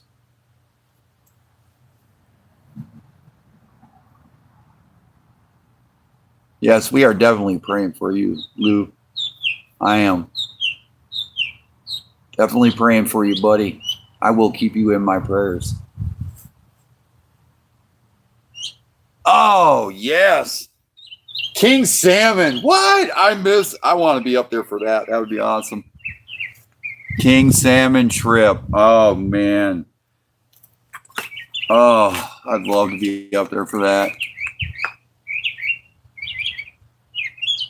I know, bro. I have a son that is got special needs. He's autistic. His name is Andon, and you know, it was hard, but you want to know what? It makes you a better, well-rounded individual in the end. And my son, he had a little rough of a childhood, but you want to know, he's came out on top. He's more handsome than his dad.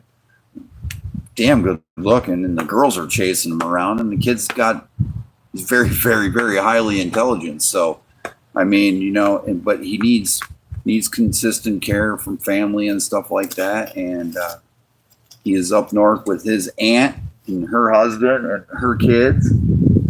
He loves it up there, and you know what? That's what it is. It was a struggle for me.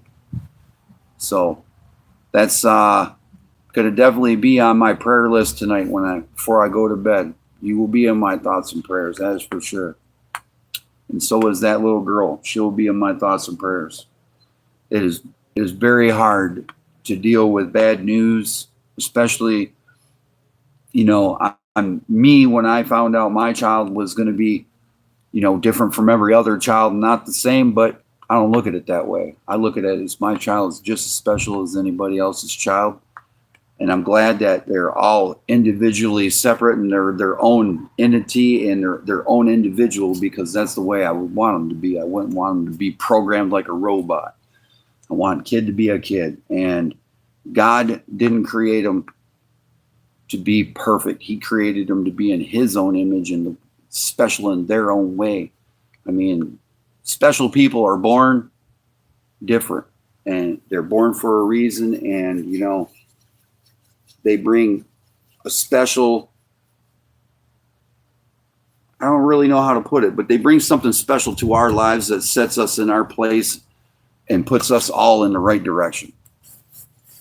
And you know, I don't look at it as a downfall, and I don't look at it as anything that'll weight me down in life. All it's going to make me a stronger, better, and make me push harder to be a better person for that person that needs me in the end. So, I mean, it's just like my dad right now. He's stage 4 colon cancer. It's spread to his liver. My dad is limited in what he can do, but I'll tell you what. Got to itch my nose first. I'll tell you what. I don't have a problem with going over and helping my dad do anything when he asks me to do it. And, you know, he's my family. He's my dad. I love him, and I'll be there for him, and I don't care. And he's fighting the good fight, and as long as he keeps up the good fight, I'm going to keep up the good fight. It's good seeing you, bro. Glad you're still killing it out there. Glad to meet everyone. Keep chasing tails. All right, Mike, you have a good one, brother. We'll see you guys. We'll see you later, bro. Thank you for stopping in.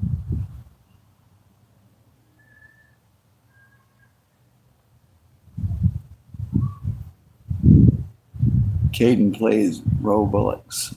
He's very autistic. He's always bullied on his channel. I'm mod on there. It's really sad. You know what? People like that irked me in high school, and I always used to get into fist fights over that. I can't stand that.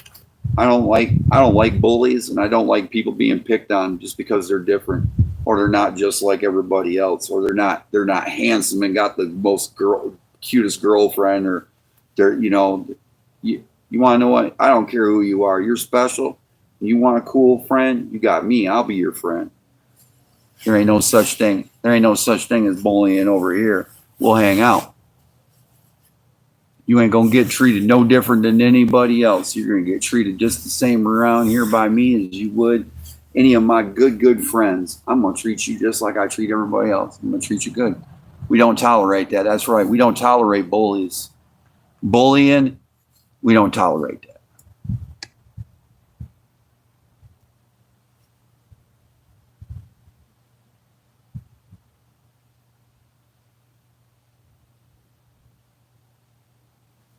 Oh, I'm sorry to hear that, Lou.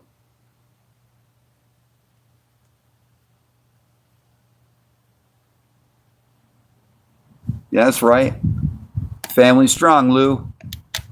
You got a good family, Lou. I can tell already. Look at you. You're down there helping your family. Your family's all together. That's right. That's a great plan. You guys are heading in the right direction.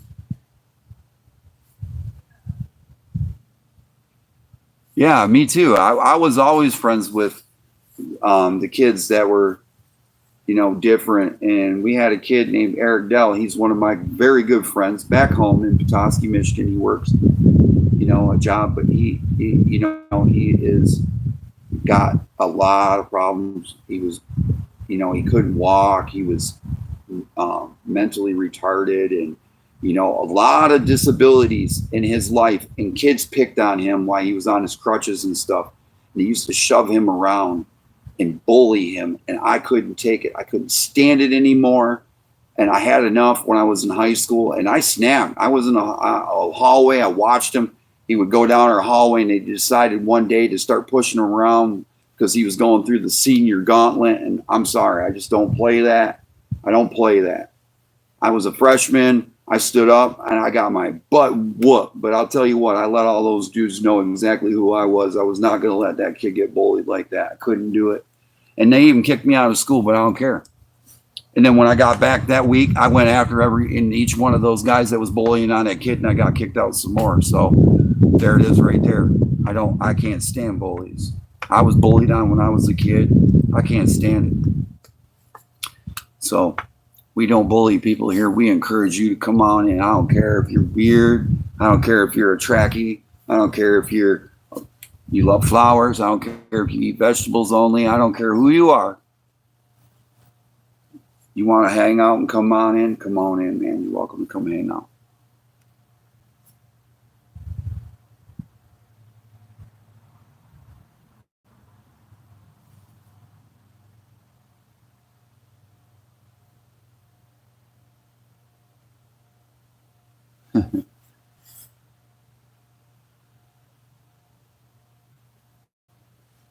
Yep, that's right. They laugh at me because I'm different. They all laugh. I laugh at them because they're all the same.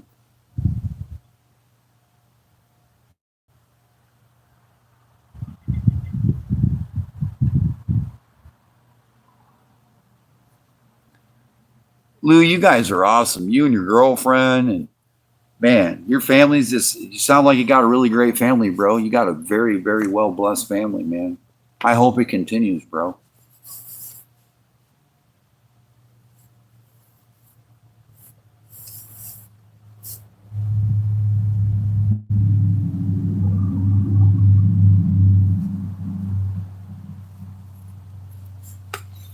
Yeah, my son, man, he can reprogram your phone and all this, and he loves his music and stuff. But when it comes to being around other people, he just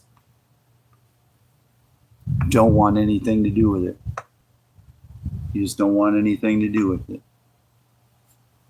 He just don't want to, he don't like the large crowds of people and people touching him a lot. I mean, he's cool with his parents, his family, but it's just like when you get around out in the open, the world's going around you. That's when it starts to get bad. But when he's in his element, in his realm of control, that's how autistic people are. They are in their own realm, and they have to be in their controlled environment. And if they're in their own controlled environment, they are completely and utterly the same as me and you.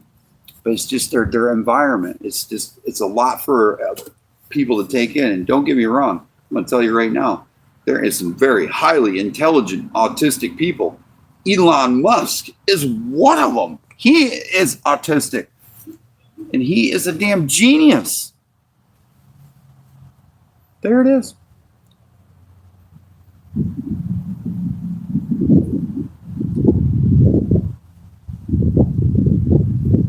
Hey, John, I was a nerd.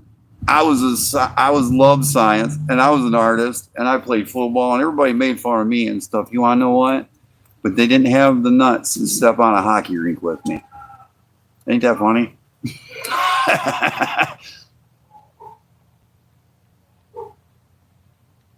Yeah, absolutely. Tell everybody we said that.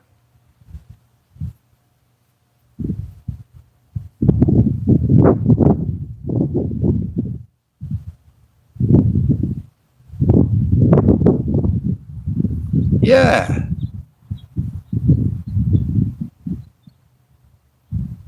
Yeah, see, I know. Yeah, definitely, Lou. Yeah, yeah. Never apologize for who you are, bro. You are who you are. Oh, he is watching. Hey, Santa, what's going on, bro? We hope you're doing all right, bro. Science is awesome. I'm glad that Lou shares the program with everybody in the house. I don't know. Is the girlfriend home today, Lou? Is she getting to watch the programs? I think Turner will probably be going on later on.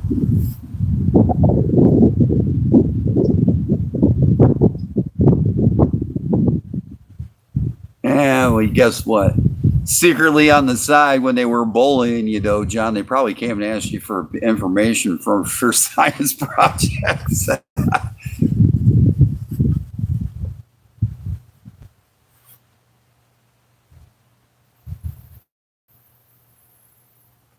Science was my all-time favorite subject. Science, history, and art were my three favorite subjects in school. I got all A's in them subjects. I never failed, didn't have no homework missing or anything. I was always top notch.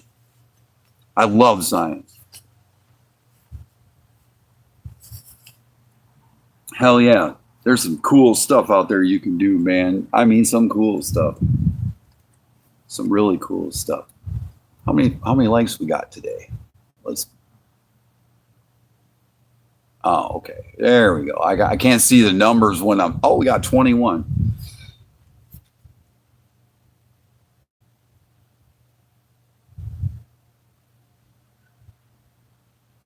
Really nice. Burko's channel. That's cool, man. Awesome. Awesome. That's cool. Yeah, that's awesome, Lou. Yeah, that's awesome that he won. That's cool, man. That's awesome. Burko's. Yeah, that's cool, man. I got Burko's channel. I like him. He's got a good channel.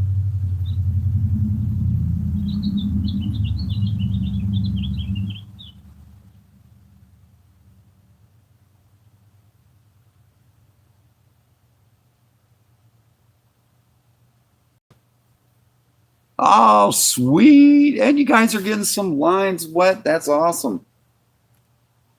That's awesome. Lou and his bro out fishing, man. That's what it's all about, bro.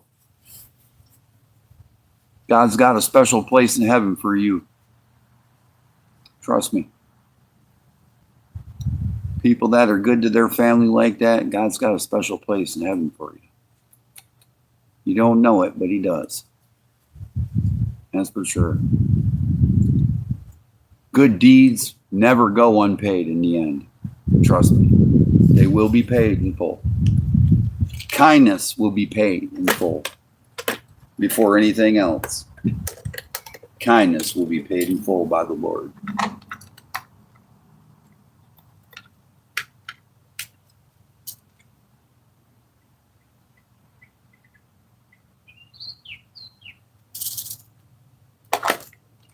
I'm not familiar with Eve yet, but I'm sure I will.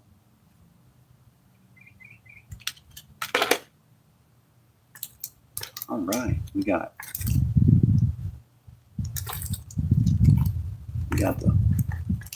gotta make sure the Crappie Kids got all this stuff ready to rock and roll. I got a lot of stuff to do. I haven't even had time to get to my. She's packed each of us a pie and a couple of sandwiches for lunch and a cooler full of drinks, and told us to come back when we felt better and were able to deal with what's going on. Dang. Is Eve your girl, Lou? Just asking a question. I'm not trying to be rude.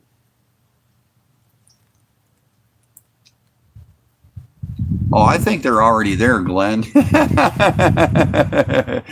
I think they've already been fishing and sipping away on some drinks. They're having a good time. If it's in Florida, it's beautiful down here today. Very beautiful. Very, very beautiful day.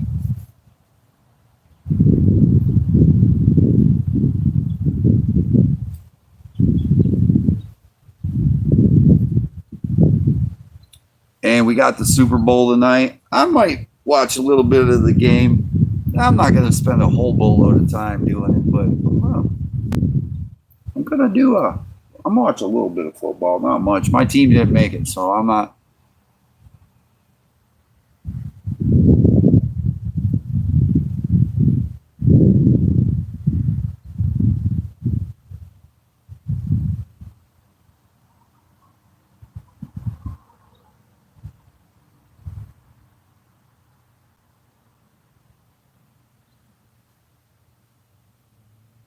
Well, Lou, you want to know what? You don't have to post and stuff like that. You show up here, buddy. That's all I need you to do. You're a great fan.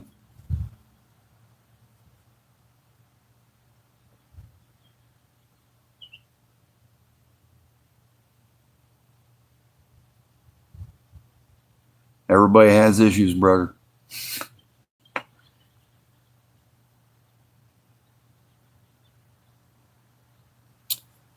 What made me move from Michigan to Florida? Actually,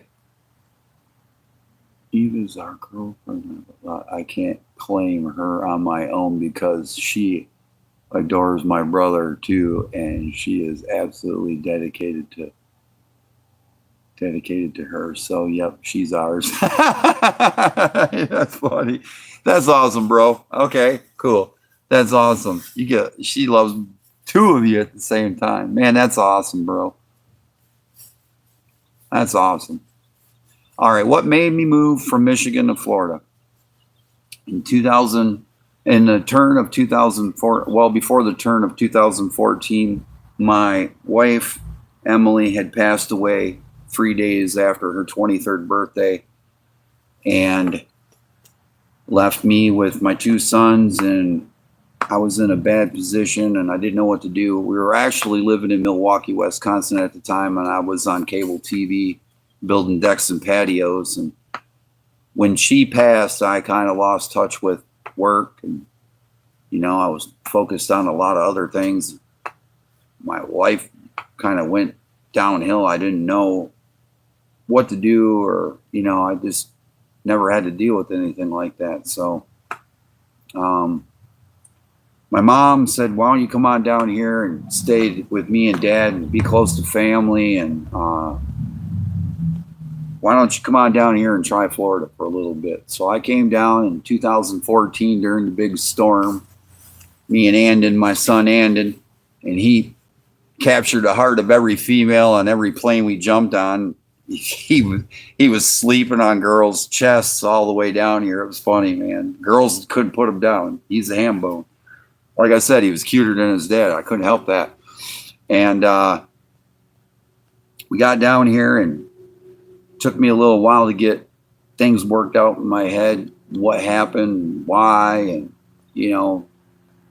my life. I had to get my life in control, and I had to quit doing a lot of things that I was doing and had to focus on my children. And once I got free and clear of all that and got myself back on life's journey and focused back on being an adult again, I concentrated on, starting a new relationship, getting my life back on track. And I wanted to find something. I missed home, and I wanted to go home, but there just really wasn't nothing up there for me, and just a lot of memories that would make me sad. So I decided to look, and I was listening to my wife's dad talk about Sac-O-Lait, and I kept saying, Sac-O-Lait, it's, wow, bro. I mean, we call them crappie where I'm from in Michigan. So you mean crappie? He goes, yeah, crappie, or whatever you guys want to call them, speckled perch. I was like, man, they got a ton of names. I said, so I got really interested in about this fish, and they say they have them over here. And then I started fishing for them, and I was over in Weewa underneath the bridge, and I had a sleeping bag and a bucket of minnows and a slip bobber just like this right here, a slip bobber and cork and a hook. And I was watching Turner's episodes, and I'm watching, and I'm sitting in my room, and I'm like, yeah, I can get these dudes. And I got his jigs, and I'm waiting for his jigs like a lot of you guys have. And I waited for his baits and stuff. And I got down there underneath that bridge, and I sat all night waiting to catch a fish. And that night I'm sleeping by the fire, and I'm like, man, I don't think I'm going to catch any. And the next morning I threw my bait out there, and I'm fishing along, and then boom, the bobber went down. I'm like, oh, and I got a crappie, and man, I was excited. And then I got another one and another one. And then that morning I brought home 12 crappie, and I think my biggest one was like 11 inches, but I had a bunch of keepers, and I was just enthused about what I just did. And I went back the next day, and then just from there on out, the Crappie Kidd was born. I mean, it just escalated from there on out. And then, well, here I am today, sharing my life and what I do for a living. And I mean, it hasn't been easy, and it never ever is going to be. I make baits. My mentor is Mr. Turner, Stephen Turner from Crappie Man Jigs. He's my mentor. I learned a lot from him. I sat up nights emailing him, bugging him, drove him crazy. Had him made me baits and stuff. And this is all three years ago. And I've been friends with him almost going on 4. And, he's just a great guy. I mean, he's like my worst critic, but my greatest critic. And I love it because he's always telling me, hey, you need to do this. Hey, Kurt Allen Outdoor Adventures, welcome. And he's always telling me, hey, you need to do this, and you need to quit doing this, and your intros need to quit being so long. But that was awesome. it was awesome for him to do that for me because it made me better, and I've been getting better, and I want to get better at teaching you guys now because I've been so caught up in being excited about catching crappie that now I need to focus more and concentrate more on teaching you guys how to get those crappie. And it's been rough, man. I mean, I've had my car almost kill me. I've had lost phones, cell phones, boats. I've gotten tipped over, kicked out, attacked by alligators. It's been ongoing nonstop, but I love it. And I love doing it for you. I mean, you guys, if I could just play my videos and show you some of the stuff that happens to me, but that's the adventure. That's why it's the adventures of the Crappie Kid.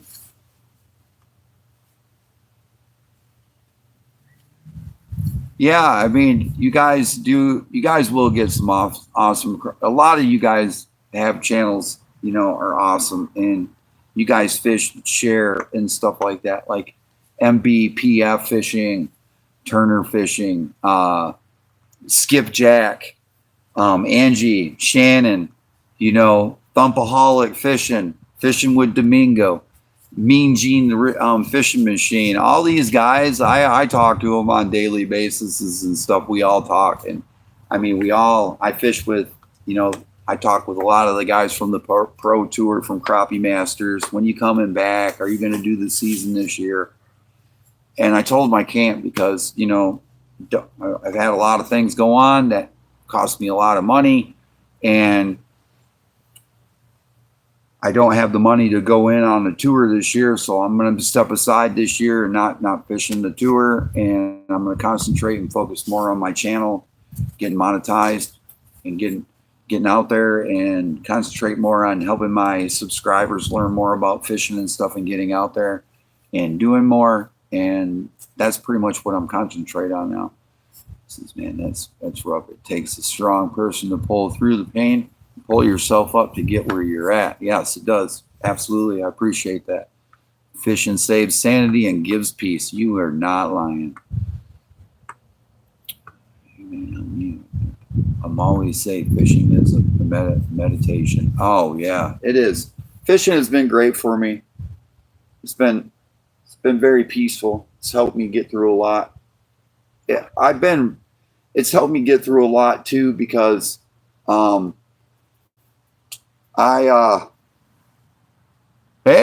Mama Catfish just came in the house. Hi, Mom. There's my mom, guys. Mama Catfish is in the house. And it's been great. It's been great. It's been a blessing. It's helped me a lot. It's helped me through a lot. It's helped my family a lot. My dad, he's on the mend. He fishing's helping him. Helping my mom, helping my sister Melissa. She got out and got some fish this year. My wife, she's fishing quite a bit now, and everybody in my family. So yes, absolutely, fishing has been big part of this family and my family's life, and it's been great. It has been great. Oh, we've been on for almost 2 hours. I cannot believe it. Woo! Racking up the time today, boy. Lou, did you get any fish yet, Bubba? Have you caught any more fish lately? I need to shave. Yes.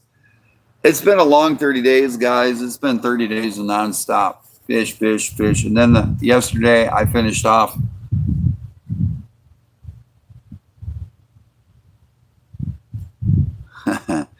Thank you. I appreciate that. Organic. Appreciate that. We did the fish fry yesterday. Sold some jellies and jams. Everybody loved the fish. And man, I'll tell you what, it was just a great day. I watched the little ones running around. They were all playing and having a good, it was just all around peace. It was just, everybody was smiling and having a great day. So, and then, the fish, my fish fry went off. Everybody loved fish. A lot of the campers that were down here from other states said they've never had crappie before. And Old Crappie Kidd laid it on him with some pasta salad, some of Mama Catfish's famous pasta salad, some of the Crappie Kidd's favorite fish, and put some hush puppies on the plate. And boy, it went off pretty good. Hey guys, thanks for joining me. If you haven't yet, double tap that screen for joining me. I could use the thumbs up. I'm trying to get to 25. I'm at 22 right now, and I'm almost at 2 years. And if you guys will excuse me for just 1 second and let me go get something to drink. I am like super thirsty. I would love to get a drink. And I got to go get this Dr. Pepper. I'll be right back. Don't go nowhere. Don't go nowhere. Don't go nowhere. I'm going to show you guys Wilbur before we leave today. So Wilbur.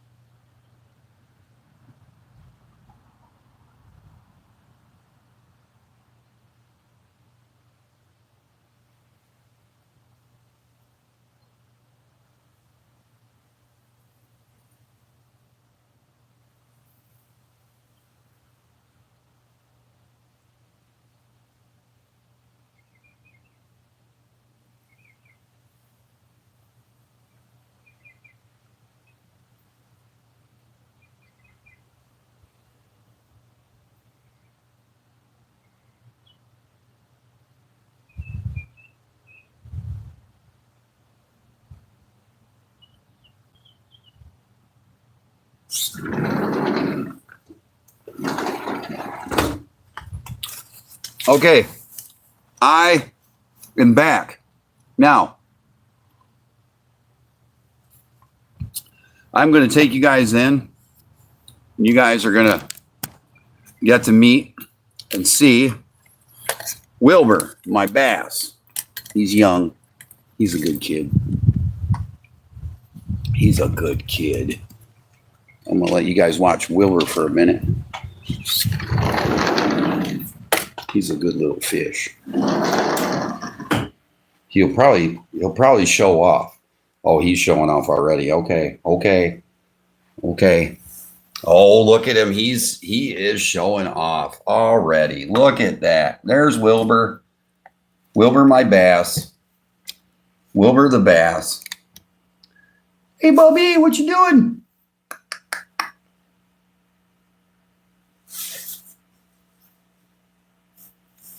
Yep, he's my little bass. He's our little baby. He's our little baby. Oh, he's swimming around. There it is.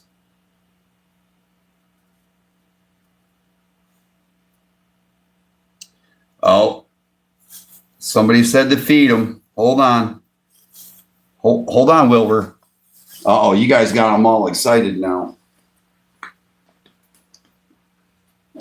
Hey, you want to come down and feed Wilbur? Yeah, everybody on YouTube wants to feed Wilbur.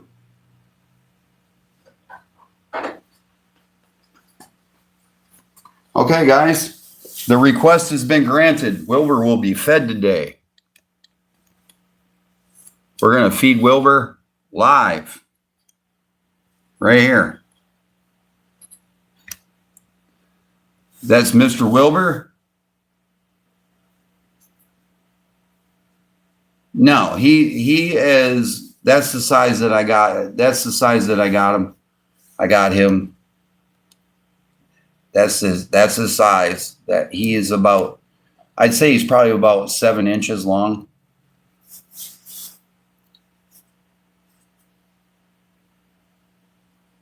Yeah, he's getting fat. He's getting that good protein.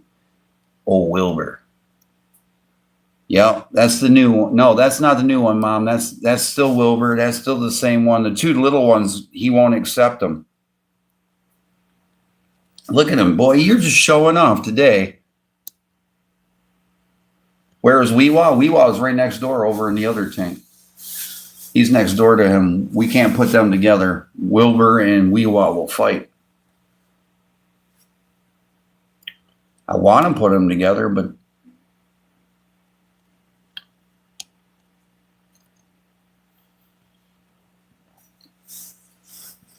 yeah, he's my baby.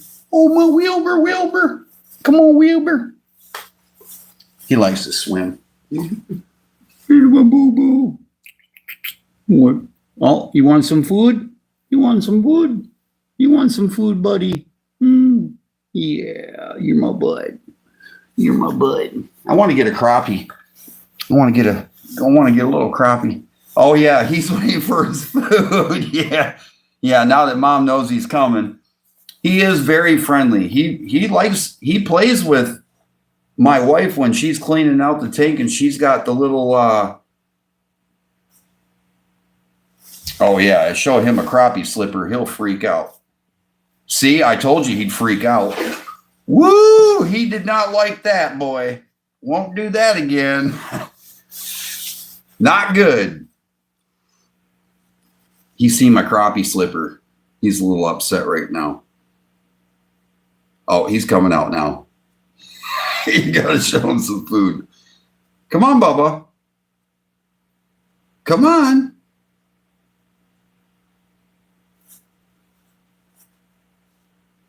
Yeah, he did not like that. He did not like that slipper. Are you terrorizing my fish? John said, sorry. Here he comes. There he is. He's coming back out, John. All right, you ready now? You ready? All right. All right, Mom. Go ahead and give him one. Don't tease him anymore. Look at him. He's ready to go. He's ready. There he is. He's back. Yeah. Oh, don't have him bang the glass. Don't be mean to him. All right, here we go. There he goes. Look at him. He is excited. Oh my gosh, look at him. Come on, buddy, get it. Oh, there it is. Oh, yeah.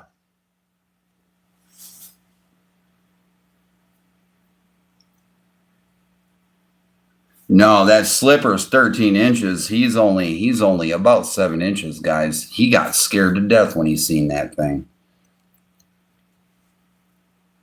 Yeah, we're not gonna tease him. He's pumped though, man. Look at him. He's all excited, man. Yes, sir. He liked that. That was good. Are you just feeding him one? I'm trying to give him some time. Oh, you're trying to give him. Oh, look at him. He's already fired up. Oh, you get another one? Here he goes. Oh, give me. Gimme. Oh. There you go, Bubba. Oh, yeah. There you go. Such a good fish.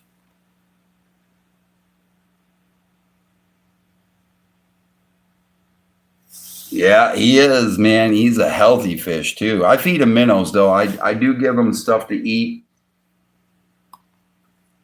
Oh, you want me to show Weewa? All right, we're going to Weewa now. All right, let's go to Weewa. He's gotten big, guys. He's gotten big. I gotta lower this down for a second here, guys.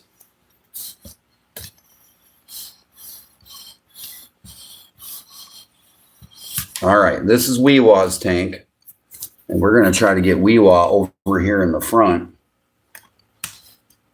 Now, Weewa I've had for 3 years, and I got him when he was a fry. So here we go. She's going to try to get him to come out up front. We're going to see him come out. He's hiding in the grass right now. No, out front, right here. Dangle it in front of him.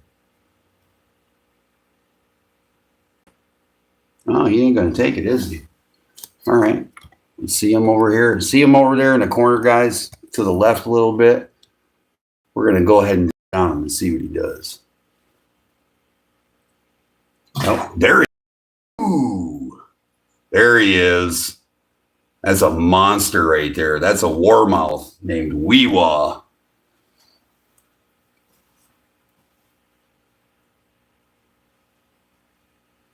A little bit, get it? Oh yeah, she's crunching on it right now. That is Weewa, guys. Hey, wee wee. That's my buddy. Little wee wee. Let's see if we can zoom in on him. Ooh. We can, just a little bit. There he is. There's Weewa.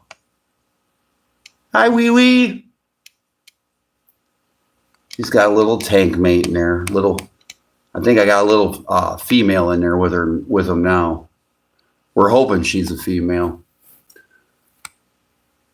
That's Weewa. Wee wee. That's my very first fish. I've had him since he was a little baby. He's a good boy. He's a good boy. Yeah, he's a good boy. He's a good fish. He's just mad at me right now because I gave Wilbur the big tank. And Wilbur is spoiled. And Wilbur knows it.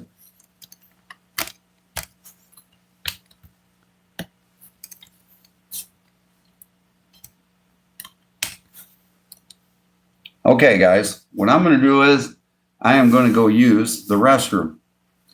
And I would like you guys to go ahead and talk amongst yourselves, but Wee Wee and Wilbur are going to entertain you, be your entertainment for 5 minutes while I go use the restroom.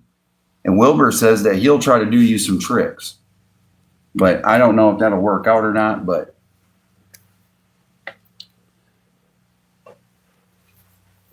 I got to get up. Set this like this right here. There we go. There we go. All right, Wilbur, your show, buddy. You take care of them. I'll be right back, guys. I just wanted to use this restroom real quick.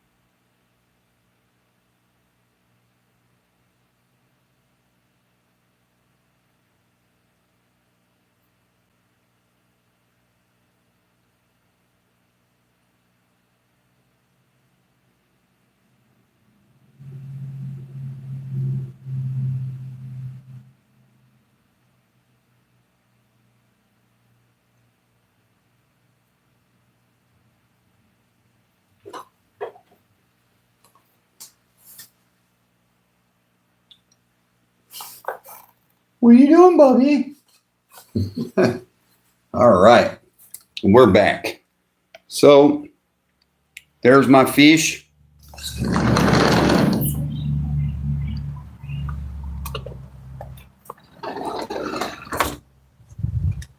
Oh, mom jetted, huh?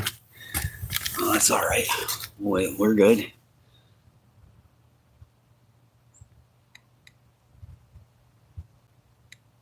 All right. So we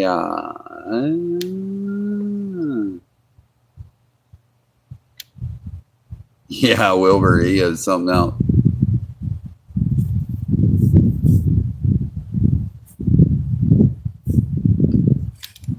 Really?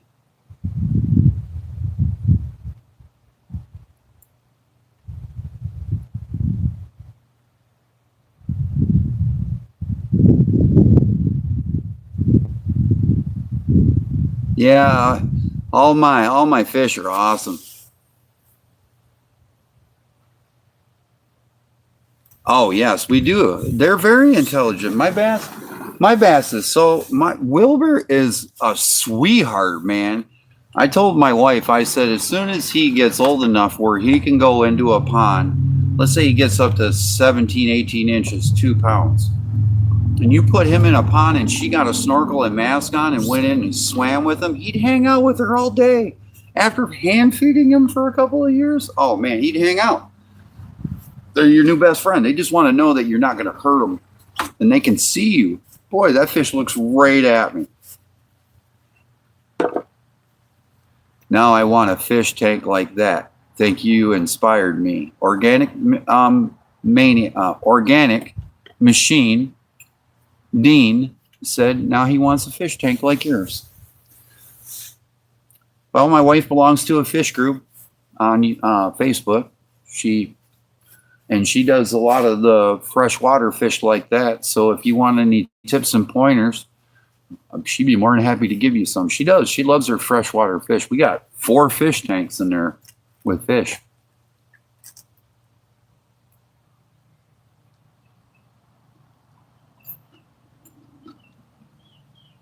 Yeah, bass are definitely rock bass are definitely a different genius altogether.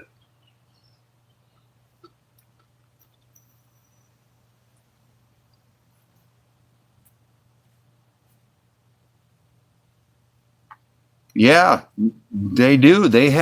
Bass have very good photographic memory. Did you know that a bass will not hit the same bait if you throw it at him? If you hook him and catch him and put him in the boat, he won't ever hit that same bait again for a long time. It'll take a lot to get him to hit it again. Glenn has a 100-gallon saltwater tank. Expensive fish. Expensive fish, yes. Definitely love your fish, Glenn.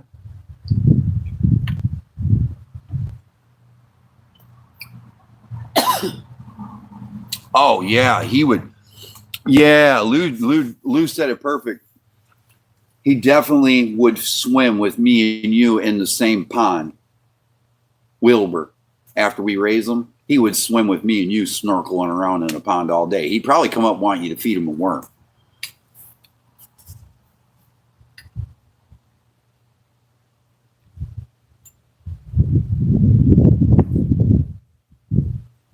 What did John say? Gonna put some tadpoles in there. Organic.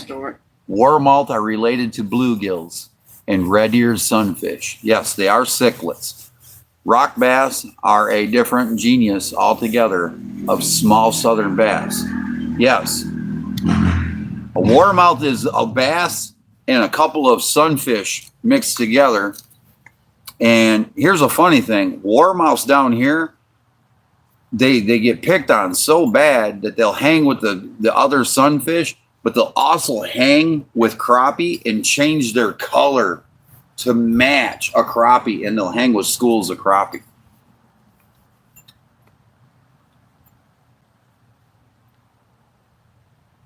My girl feeds a catfish and calls him Felix, Lou said. Oh. That's a cool name, Felix, for a fish. Felix the catfish? Heck yeah. I like that name, Lou. 2 thumbs up. My wife just gave it 1 thumb, and I gave it a thumb. That's 2 thumbs. That's a good name. Felix. Might be utilizing that name for someone else. Uh-oh. Oh, Felix.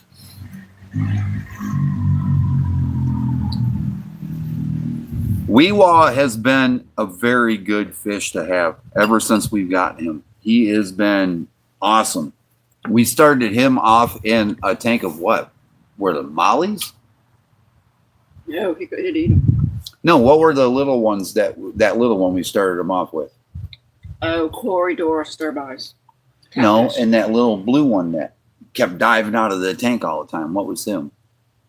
No, no. Yeah, he was in the tank with him when I first brought him home. I'm talking about when I first brought him home. That was a platy. A platy, yeah. Weewa started off with a platy in the tank. That's how small he was when I got him. I mean, he was a rainbow platy. A rainbow platy. And when he got Weewa lived with a rainbow platy when we first got him. So when he got a little bigger, we moved the rainbow platy out of there quick because we played musical fish. Right? Yeah, we played musical fish for a little bit.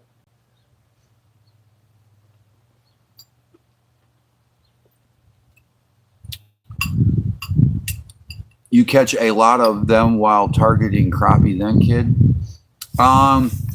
No, actually, how I got Weewa is a funny story. Not even on a hook. Not even on a hook. I was down on that bridge. It was the third day of my fishing career, and I put a small minnow on because this is all I could afford for bait. I had small, little, tiny minnows I couldn't afford. I mean, I was just getting into crappie fishing, so and I threw the little minnow in the water, probably about maybe 8 inches deep in some rocks. And I washed my hands off really quick, and I went to retrieve my hook and my bobber, and I pulled it up, and Weewa was hanging onto the minnow. He wasn't even on the hook. He was hanging onto the minnow. And I seen him, and I took him off the minnow, and I put him in my bait bucket, and I kept him, and I brought him home. He was about 1.5 inches, maybe 2 inches long when I brought him home. And now he's like, boom, he blossomed. So he's been a great fish. And I named him Weewa because that's where he came from. And he was fighting for survival. And he said when he hung on to that minnow, I just thought of that old saying, never give up. And he just didn't give up. He just hung on. He was hanging on.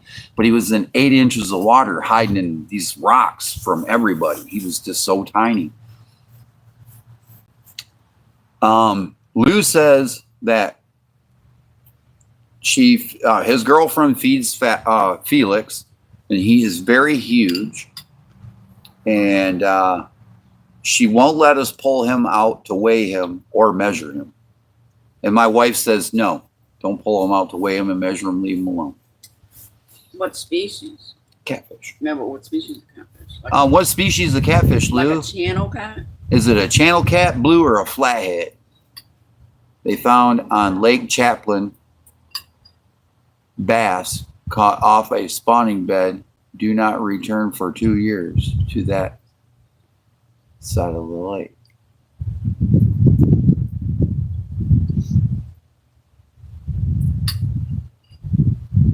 Oh, yeah. See, when you catch a bass off their spawning bed where they were spawning, may be a male or a female, they won't return to that. They won't return to that. That's real. John's right. They won't return to that spawning area for 2 years. They'll go somewhere else, so totally different. Go. They won't even go to that spot. They still got those sun catfish over at Pet Supplies Plus. Sun catfish. All right, here we go. Lou says it's a flathead she had put in there like 5 years ago. Oh, it's a flathead. That's cool. She feeds him chicken livers. Yeah. What's that one catfish that you want but we can't have? The sun catfish. He gets 18 inches long. No, not that catfish. That one that's red and black and white. That one that... a red tail. Is it a red tail catfish? Hey, there you go, Lou. Get her a red tail catfish. They get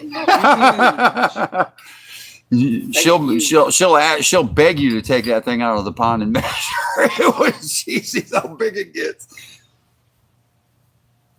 A red tail catfish, man, will eat everything in a pond. Bass, crappie, everything. They will eat everything. They will annihilate a pond.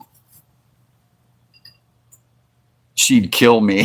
He said she'd kill me if I run over it.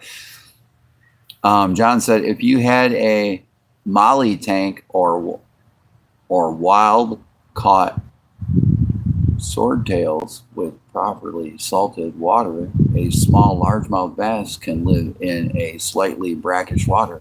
Yes, we do a lot of bass fishing down here in Florida in brackish water, and we catch a lot of striped bass, largemouth and striped bass. I like mollies because mollies are very colorful and everything, but they produce a lot of waste.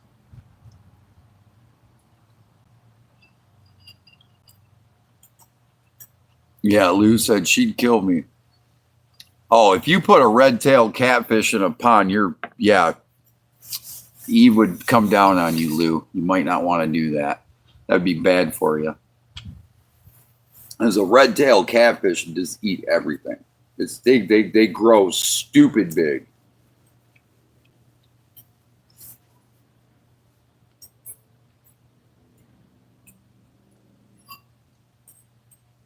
Yeah. Molly tanks get ammonia soaked quick. They produce a lot of waste. Molly and platies. Molly and platies produce a lot of waste, my wife said. Trust me, guys, she's on that level of fish care. I mean, started out in the swimming pool. Yeah, she started off in a little blue swimming pool with a little turtle.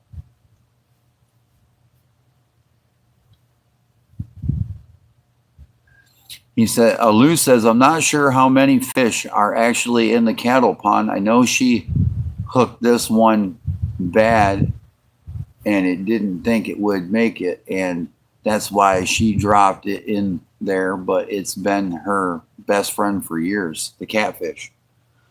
That's awesome. And if I put something in there that could potentially eat it, she would definitely skin me alive. No, a red-tailed catfish would eventually turn right around and eat that catfish. They're just eating machines. They're eating machines. They're just eating machines, man. They're catfish, too. They eat their own kind. If they're small enough to, they will put whatever will fit in their mouth in their mouth. That's that catfish. If I threw my wife in the pond and there was a catfish in there and it could fit her in her mouth, and it was a red tail, it would do it. That's how mean they are. They're actually really, really vicious. They're like, they got cichlid behavior for a catfish. And catfish really aren't a cichlid behaviored fish. And cichlid, what I mean, cichlid, that's like in the range of your panfish and all your little mean fish. The prettiest fish are usually the meanest. Organic says it is relatively easy maintenance for a tank with bass and panfish. Oh, yes. Heck, yes. But the panfish can be aggressive and dominating and territorial. Yeah.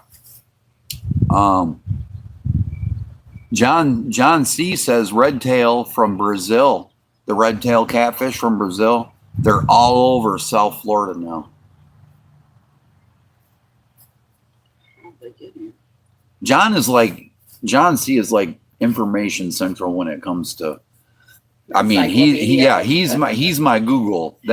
I don't go to John, I go to John C. I don't go to Google anymore. I go to John C for my info because it's fast and it's true. Everything. I mean, he's a detailed person. I like that.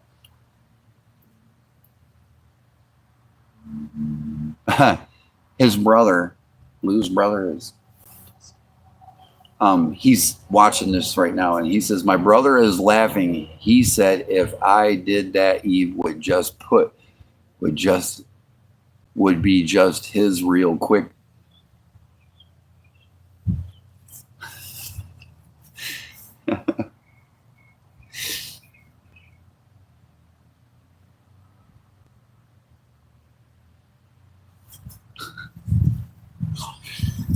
That's funny.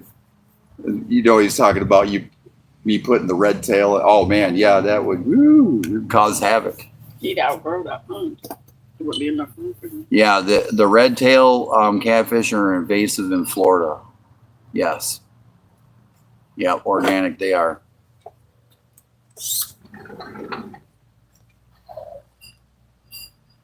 Did you show him Pancake and Abigail? Yeah, Pancake and Abigail have been on TV. Pancake and Abigail. We got fish called Pancake and Abigail and Charlene and Wee Wee, and we got all kinds of fish.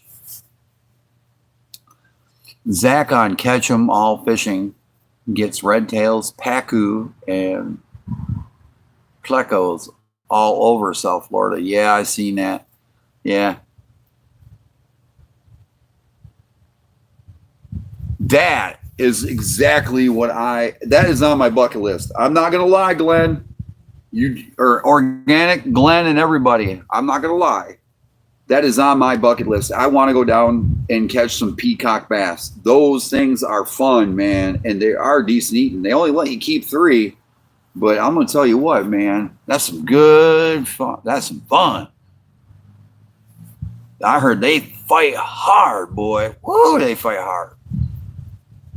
I want to go down and I want to get one. I want to get a trophy class peacock. I know they're down there in them ditches and them canals and stuff, man. I'm telling you right now, I'm peacocking it on, man. I'm going to get one put on my wall.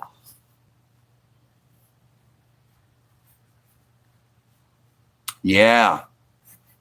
Use a frog, a Vega frog. Use a Vega frog or one of Turner's frogs. Use a frog, man. I heard they love frogs down in South Florida. I heard those peacock bass love frogs. Traditional color, bright colors. They love those frogs down there. Definitely organic. Go down there with a frog and get it on. Top water, paddle tails, frog. I heard they like them frogs. And them big shad jerk baits.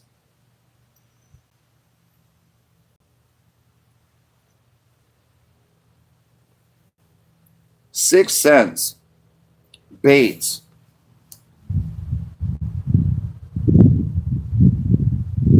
Oh yeah, hey, catch a snakehead, and them are fun to catch too. Them are real fun to catch. Really fun to catch. 6 cents makes a great bait for bass fishing.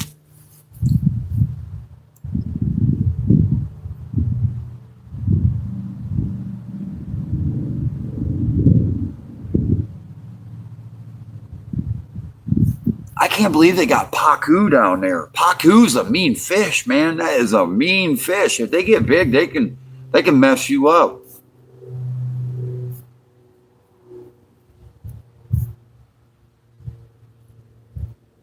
Oh yeah.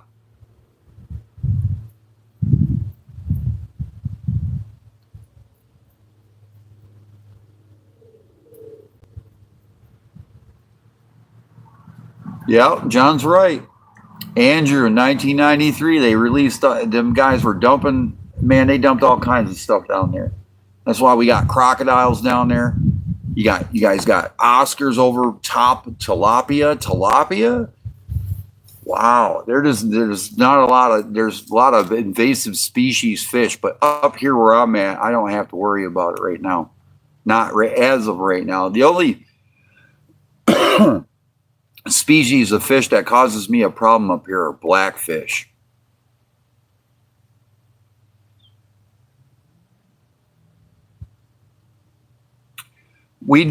I will say that the hurricane has caused some of our problems for invasive species. I do. I feel like they are some of the problem that we have with the invasive species, because you got to remember, guys, not a lot of people are going to run out of their house with their pets. You're not going to run over and grab Wee Wee and Wilbur and everybody out of the fish tank and just make a run for it. You're going to grab your stuff and you're going to get out. But I'm going to tell you right here, right now, you come to this house and you're a fish, you are leaving with us, because we have a bucket, a cooler, with 2 aerators ready to go for fish evacuation. I'm not lying. We have an evacuation plan in this house for all these fish. My wife will not leave her animals. She wants them with her. They are going with her. They are hurricane bound out of here.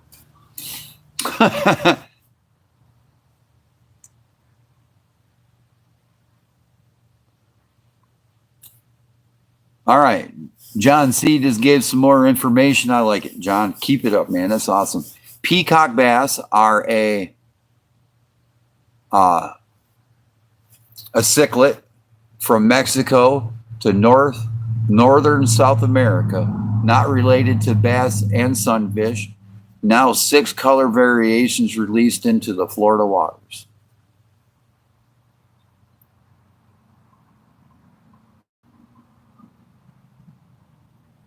We just caught 7 tilapia. We are keeping all of them 10 inches. That tilapia is good. Don't, yeah, no kidding. Take some pictures for me, Lou. We have to weigh them.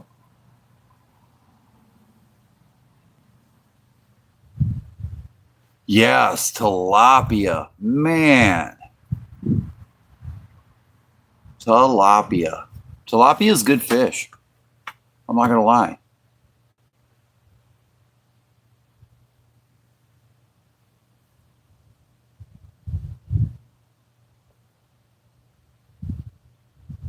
$24 to $36 pack now. No one knew they're so big. Oh, the peacock are getting 24 to 36 inches now. I was going to say Wilbur won't be left behind. No, Wilbur won't be left behind. Wilbur's going. I'm saving all my fish, guys. I won't leave my pets. Them guys are never going to be hooked again. Wilbur, I caught him. He's my pet. He's retired. That's his life for the rest of his life. He's going to be a tank fish or a pond. And then one day I'll retire him to a pond when he gets old. But that old boy, he ain't never going to get hurt again.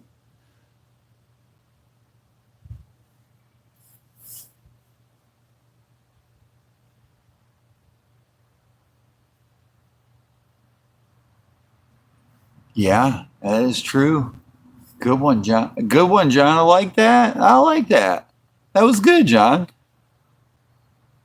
I would take pictures, but they're my brothers, and he said we do not have to take pictures. I don't like it. Okay. Guess what? The man says he don't want pictures of his fish. He don't want pictures of the fish. He wants a bigger fish to show off. I understand. We'll tell him if he catches a big monster one, we at least want to see one picture of one of the big monster ones. But those tilapia are good eating.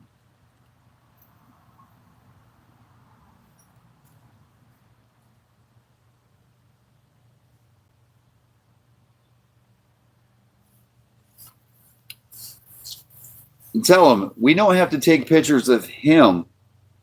We just want to take pictures of his fish that he caught. We already know what he don't want to be on camera, but if he don't want us to take pictures of him or his fish, we're good with that. We still love you, bro. It don't matter. We don't care.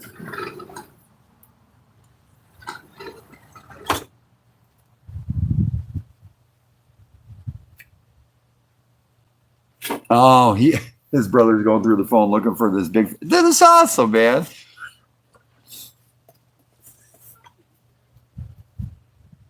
How long have I been online? 2.5 hours. I need guys to start thumbing me up, man. Go get your friends. Tell them to get online. Start hitting me up.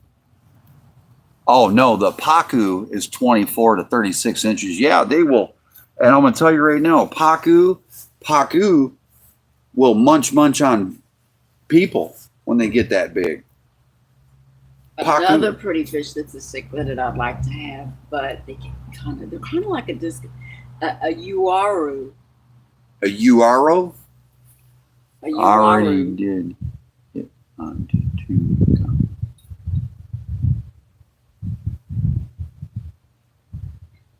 That's a fish I'd like to have. I already did it on 2 account. Cool, man. I appreciate that, guys. You know, I'm just trying to get a bunch of likes and stuff today. It's Crappie Bowl, and I was sharing some information and stuff like that. And I'll probably, you know what, since I've been on for so long and stuff like that, I might actually just go over those things one more time, you know, to kind of freshen up what I'm doing. Some people that, you know, joined us didn't get to.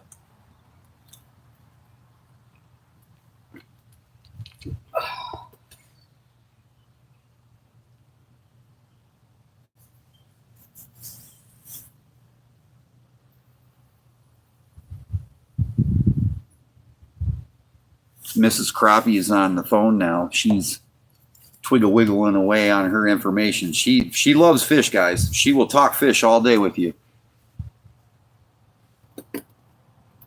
There's a yours. All right. He's posting his monster bass. Oh, okay. I've showed them to you before. My wife wants this fish right here. It's a cichlid. It's a cichlid. Uaru. It's a uraro. U-A-R-U. And it's a cichlid. They get pretty big. Do they? Nothing's going to get along with Wilbur because he's going to be territorial. Oh, we were talking about if a hurricane come, the evacuation of all the fish. And I told them, I said, we're not leaving no fish. And they said, well, we know you ain't leaving Wilbur behind. Oh, yeah, we ain't leaving Wilbur behind. Wilbur's up the Florida room and stay with him. Ride it out. Ride it out with our pets. If it takes my pet, it's got to take me. I'll feel you on that. That's right. If it's going to take our pets, it's going to take us with them. But we'll go over all the 5 things for the tips today. We'll try to get some more people on here.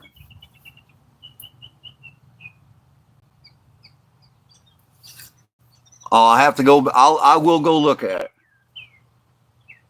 I will go look at that, and I will definitely be commenting on it, Lou. No doubt about it. I want to see that fish.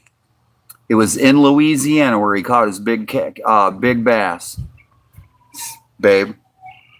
Lou's brother.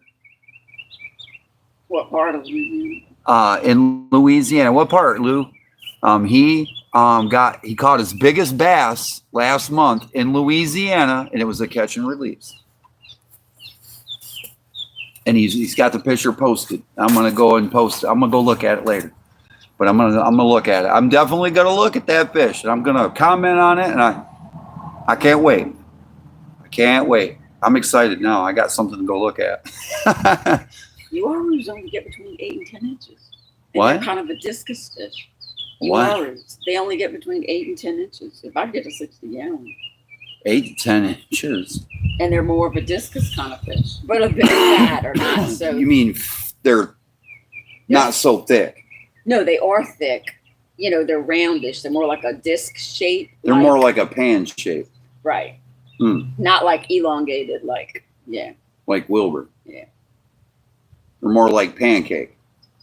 right, but they're not. Yeah, but they're got a little bit of fatness to them. When you're looking at them like that, you know. Oh, okay. They got a little bit of thickness to them. Right. Okay. Thick. Okay. They have an oval body shape. His brother's excited. That's cool, man. I can't wait. I'm excited too. So, in Louisiana, that's where my wife's from. She's from New Orleans. So, from South Africa, the fish is. Now, this is John C. He's hearing you. I'm telling you, from South Africa, right? Your fish? Who's what fish? Your fish. What, the Uaru? Yeah, it's from South Africa. They are from South America. They're a Yeah, native South America. Yep, from South America. Here's the problem. They're vegetarians and prefer to eat plants. You're on the losing end stick of that. You got nothing but vegetation in your tank. I like plants. They eat plants. You're gonna have no plants. You can't get one. And I'm not putting them in with Wilbur because he'll eat all his plants. Wilbur will end up eating his vegetarian butt. He will too. He'll eat his South America. He'll eat his Latin fishy self right up. He'll be a Wilbur snack. They're territorial. Yeah, well. Caney Lake. You know where Caney Lake is in Louisiana? Yeah, I need a city. I need to know. Caney Lake, Louisiana. Look up Caney Lake and a vegetarian fish. Laughing my ass off. Glenn started laughing. A vegetarian fish. Yeah, we go from straight meat eaters to vegetarians. And the corridoras are vegetarians, aren't they? I think they're omnivores. No, they eat well, they don't eat really. Well, algae is alive though. No, they don't eat algae. No, those corridors don't eat algae. They just eat sediment off the bottom. No, they don't eat waste. He says Caney, Caney, Caney Lake has great bass fishing in Louisiana. We're looking it up, buddy. We're going to try to, she's going to see if it's by somewhere she knows because she's from New Orleans. She's a Cajun lady. A Cajun lady. Jackson.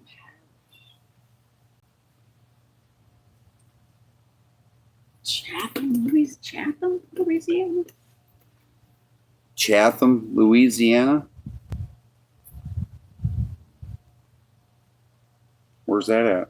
Is it north? I don't know. Can't say I've heard of it.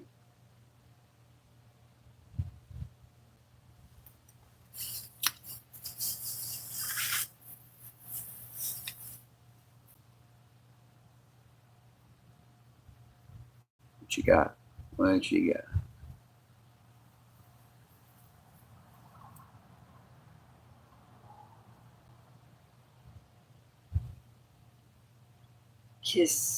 Oh, this sounds like Indian. Kistachey National Forest. Kistachey National Forest. The Caney Lake Recreation Area is located in the Kistachey National Forest. I've never heard of this. Wow.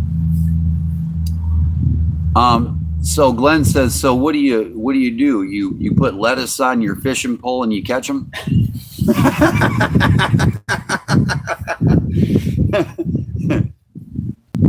Lou vegetables. Yeah, we put carrots. Duckweed grows fast. Trying to catch the rabbit fish. Yeah, rabbit fish. Lou says duckweed grows fast at night. Be the way to feed the vegetable eating fish. Oh, duckweed. No, I do not want that. That is like, oof, it'll take over a tank. Is duckweed invasive, ain't it? Yes, it's an invasive. Yes. Yeah, we can't transport. It might be illegal here. Yeah, no, we can't transport duckweed around. It's an invasive. Water lettuce. It's water lettuce and duckweed is an water invasive. lettuces. Yeah, that's vegetables. That's invasive, but it's also we get in trouble if we carry that stuff around. Oh, Caney Lake is in Jackson Parish. Yeah, Jackson Parish is. I haven't heard of it. You gotta remember. Is it north? Are we talking North Louisiana? Yeah, it's in North. Look for Jackson Parish then. Jackson Parish is probably North Louisiana. She's from Southern Louisiana. She's a Cajun. They still speak French in that town a little bit.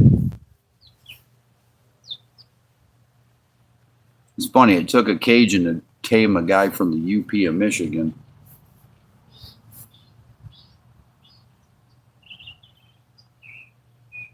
Youpers are not easy to get along with.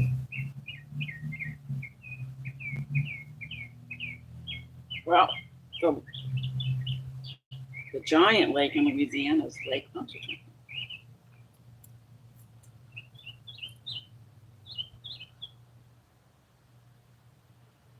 Yeah, I can't. I'm not familiar with Jackson, Louisiana. Jackson Parish, Perish. Did you type that in?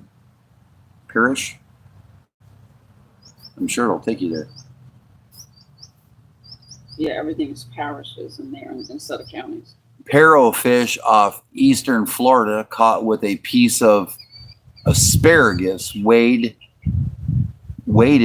to be on the bottom with 2 to 4 hooks. They're North Louisiana. Okay. Yes, it is. She's Southern Louisiana. Them Southern Louisianians don't even go to the north for some strange odd reason. Yeah, they're way up there. Yeah, she's way up. They're way up. See where that red is? Oh, okay. Yeah. Way up. Yeah, that's why I don't know about it. Okay. Up North Louisiana. Yeah. Up by Lincoln County and stuff. He's up there by Duck Dynasty. Monroe, Louisiana is where they're at. Duck Dynasty's in Monroe, Louisiana. Yeah, I know, but that's in that area. You know what I'm saying? Like in that circled area. Northern Louisiana. Just north of Midden, Louisiana, he said. It is the place that they were at. Yeah. Louisiana. I'll take the south. Also, a mangrove seeding they eat. Mangrove seeds. The sweet little fruits. Toxin Outdoors is in the southwest near Orange and DeQuincy. Oh, Orange County and DeQuincy. Aha, I see Catahoula, Louisiana. Catahoula Towers would be where the Catahoula leopard came from, which is the dog. The Catahoula leopard. The Catahoula leopard? The dog, yep. It's a dog? Yep, Catahoula. Catahoula, yeah, and it was bred in Louisiana. All right, I got to go freshen up on my drink. I'll be right back. My wife will entertain you with her lovely voice.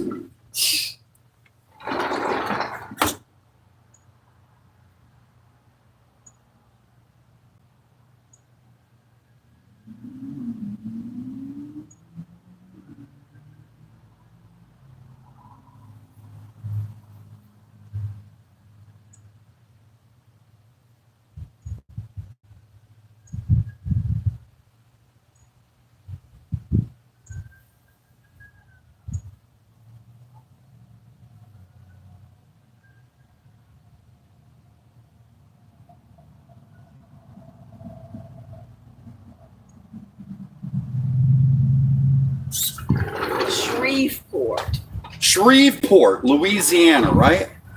Yeah. I've heard of Shreveport. It says Caney Lake, visit Shreveport.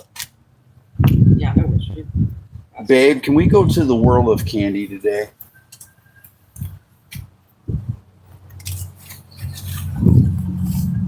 Go to the world. I want to go to the House of Candy today. It's Super Bowl weekend, honey.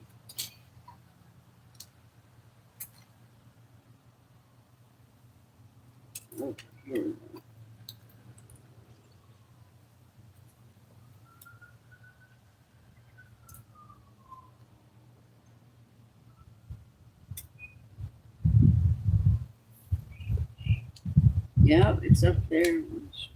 I see Alexandria. Oh yeah, Shreveport. It's close to Shreveport. Caney Lake. Yes, Shreveport, Lou says. I avoid that place. It's dying. Not much good comes out of it anymore. Bossier City. Is Mrs. Turner in here? Crappie Man Jigs is in here? Oh, heck. What's going on? Hello. Hello, everybody.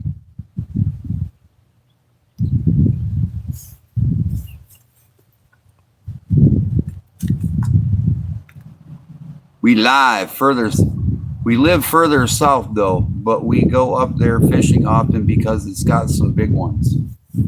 Well, where are you from, Lou? What city do you stay in Louisiana? Because me and my wife, we go to New Orleans quite a bit. I might have to pop over and see one of these times. Now I got a reason to go to Louisiana.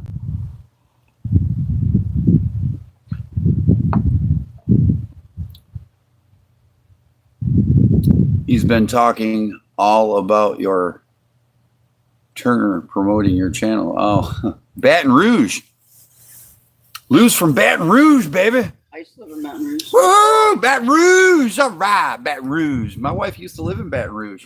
When I was like, yeah. I loved it. Ooh, yeah. Changed a lot. She liked Baton Rouge. All right, we know where Baton Rouge is, bub. Yeah, Uarus eat algae, aquatic plants, lettuce, spinach, kale, and cucumber. Really? Those fish eat cucumber? Plant-based foods. Yep. Oh my God, man. I ain't having no cucumber eating fish. Man, you crazy. Hey, Turner, while you're on here, look. Slab slippers. Yeah, slab slippers. I got my slab slippers on. Yeah. And I got my screaming crappie coming. What do you think of that? Ooh. Put my slabs back on my feet. He says Baton Rouge is the closest city and where they were born. Okay. Well, that's South Louisiana. Yep. South Louisianans. Well, what do you know, Lou? You're from the same area my wife was born and raised into. So cool. Cool. That's awesome, man. I appreciate that. Thank you for sharing where you're from. I appreciate that. Mr. Turner's in the house. Hey, Mr. Turner, while you're here, this is that jig head I was bragging about earlier when I did my slip cork bobber. That jig head that Big Bites makes these, but it's a 132. I know you're not big on 132s, but it's that 132 pill head with the eye in it, man. It's got white with a dash of that black on the head like you do all the time. Man, I wish you... Oh, hello from Russia. Ah, comrade. Fellow Ruski. Yeah. But there it is. There's that 132 ounce Big Bites, and it makes it on that big shank hook. I don't know how you are on, but I like that 132. I really do. I like it because I can really fish with it, but I like it because it's got that eye, man. And you're into that eyes. You got that. You got them jigs down, man.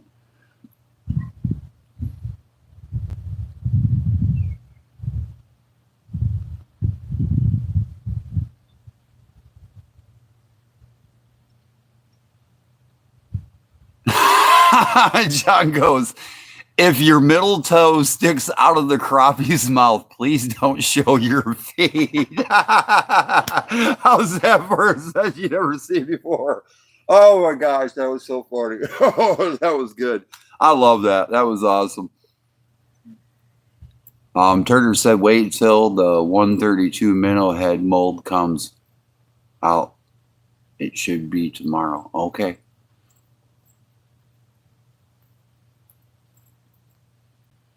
Well, my option is the Jig Vegas. So yeah, I went over some of my stuff, some of the big tips for the week for getting ready. Slip cork, the old slip cork setup, guys. We got the old slip cork with the old 132 ounce jig, and of course I got an 1.5 inch jig on there. We talked about that. Where am I from? I am originally from Michigan. Born in America. My dad is Russian. He is and was, unfortunately, his passed and gone. My grandparents are from Russia and came over here during World War II when they were kids, fled. And I'm second generation, but very deep cultured and Russian, and well, that's my family and my heritage and my roots, and I'm very proud of it. So,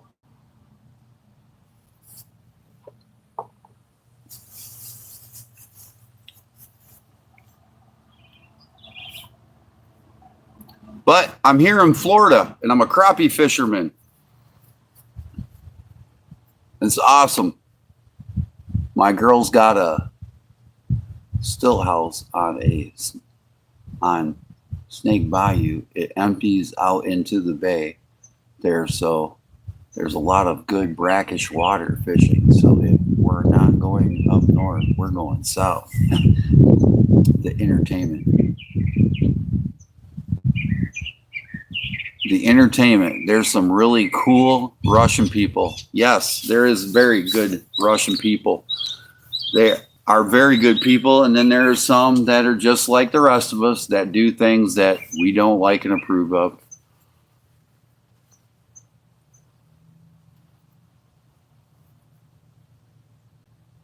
And my fellow Russian comrade, he loves fishing, so I know he's right on track with the whole entire good family orientated and good raised type person. I can already see good Christian people, yes, and Catholic and Protestant.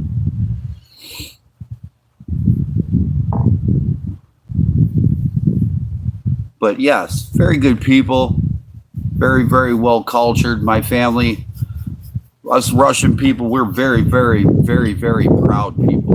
We believe in our names, our family name. We believe in having respect and honor and integrity and being honest, keeping our word, and always keeping good business. That's just how I was raised when I was a kid and a young man growing up. My grandfather instilled it upon me, and so had my mother, Mama Catfish. She's instilled that upon me.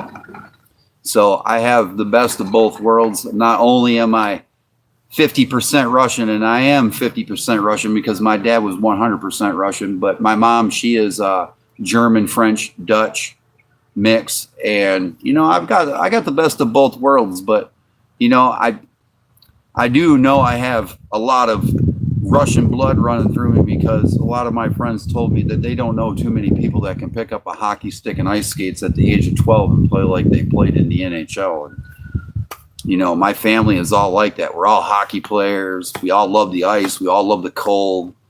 We all love working hard. We all believe in a good day's hard work. It's just that it's around a lot of that. And, you know, a lot of families are losing that this day. They're not, you know, it's not about the family getting together for Christmas, Thanksgiving anymore, and learning what grandpa, you know, and talking the old stories and fishing stories and the family coming together and being as one. It's now it's like everybody just off and does their own thing and does, you know, and I'm not used to that. I'm used to being around my family every Christmas, seeing everybody, my cousins, my families, my aunts, my uncles, my sisters, you know, everybody. I'm just used to it.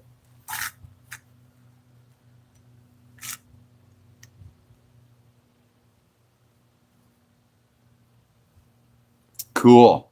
Boris and Natasha.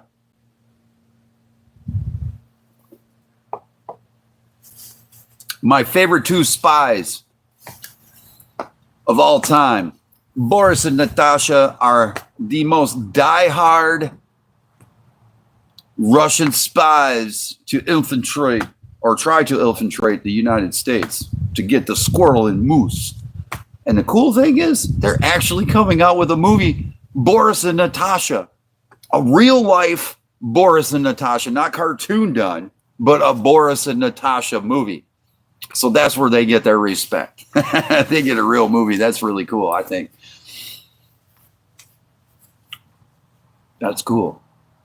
My friend Boris will be on 777 Luggy slots. That'll be cool. That's awesome.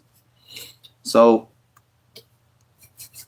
we are going on 3 hours, guys. And I think that'd be good enough for today.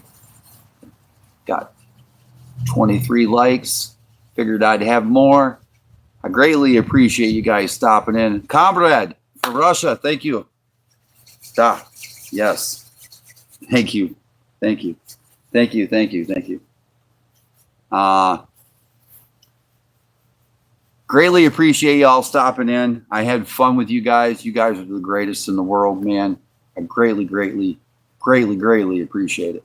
The entertainment, thank you for stopping in. Thank you, comrade. Crazy life. I'm sorry, but we're getting ready to go off, but thank you for joining us. And I greatly appreciate all you guys for stopping in and giving me a thumbs up and listening to what I had to say. We had a great conversation. We had a great time. You guys have a beautiful day. Enjoy that Super Bowl. To my comrade out there, Das Badanya. And you guys all have a beautiful day.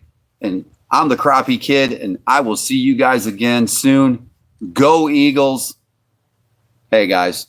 Thank you once again. See you guys soon.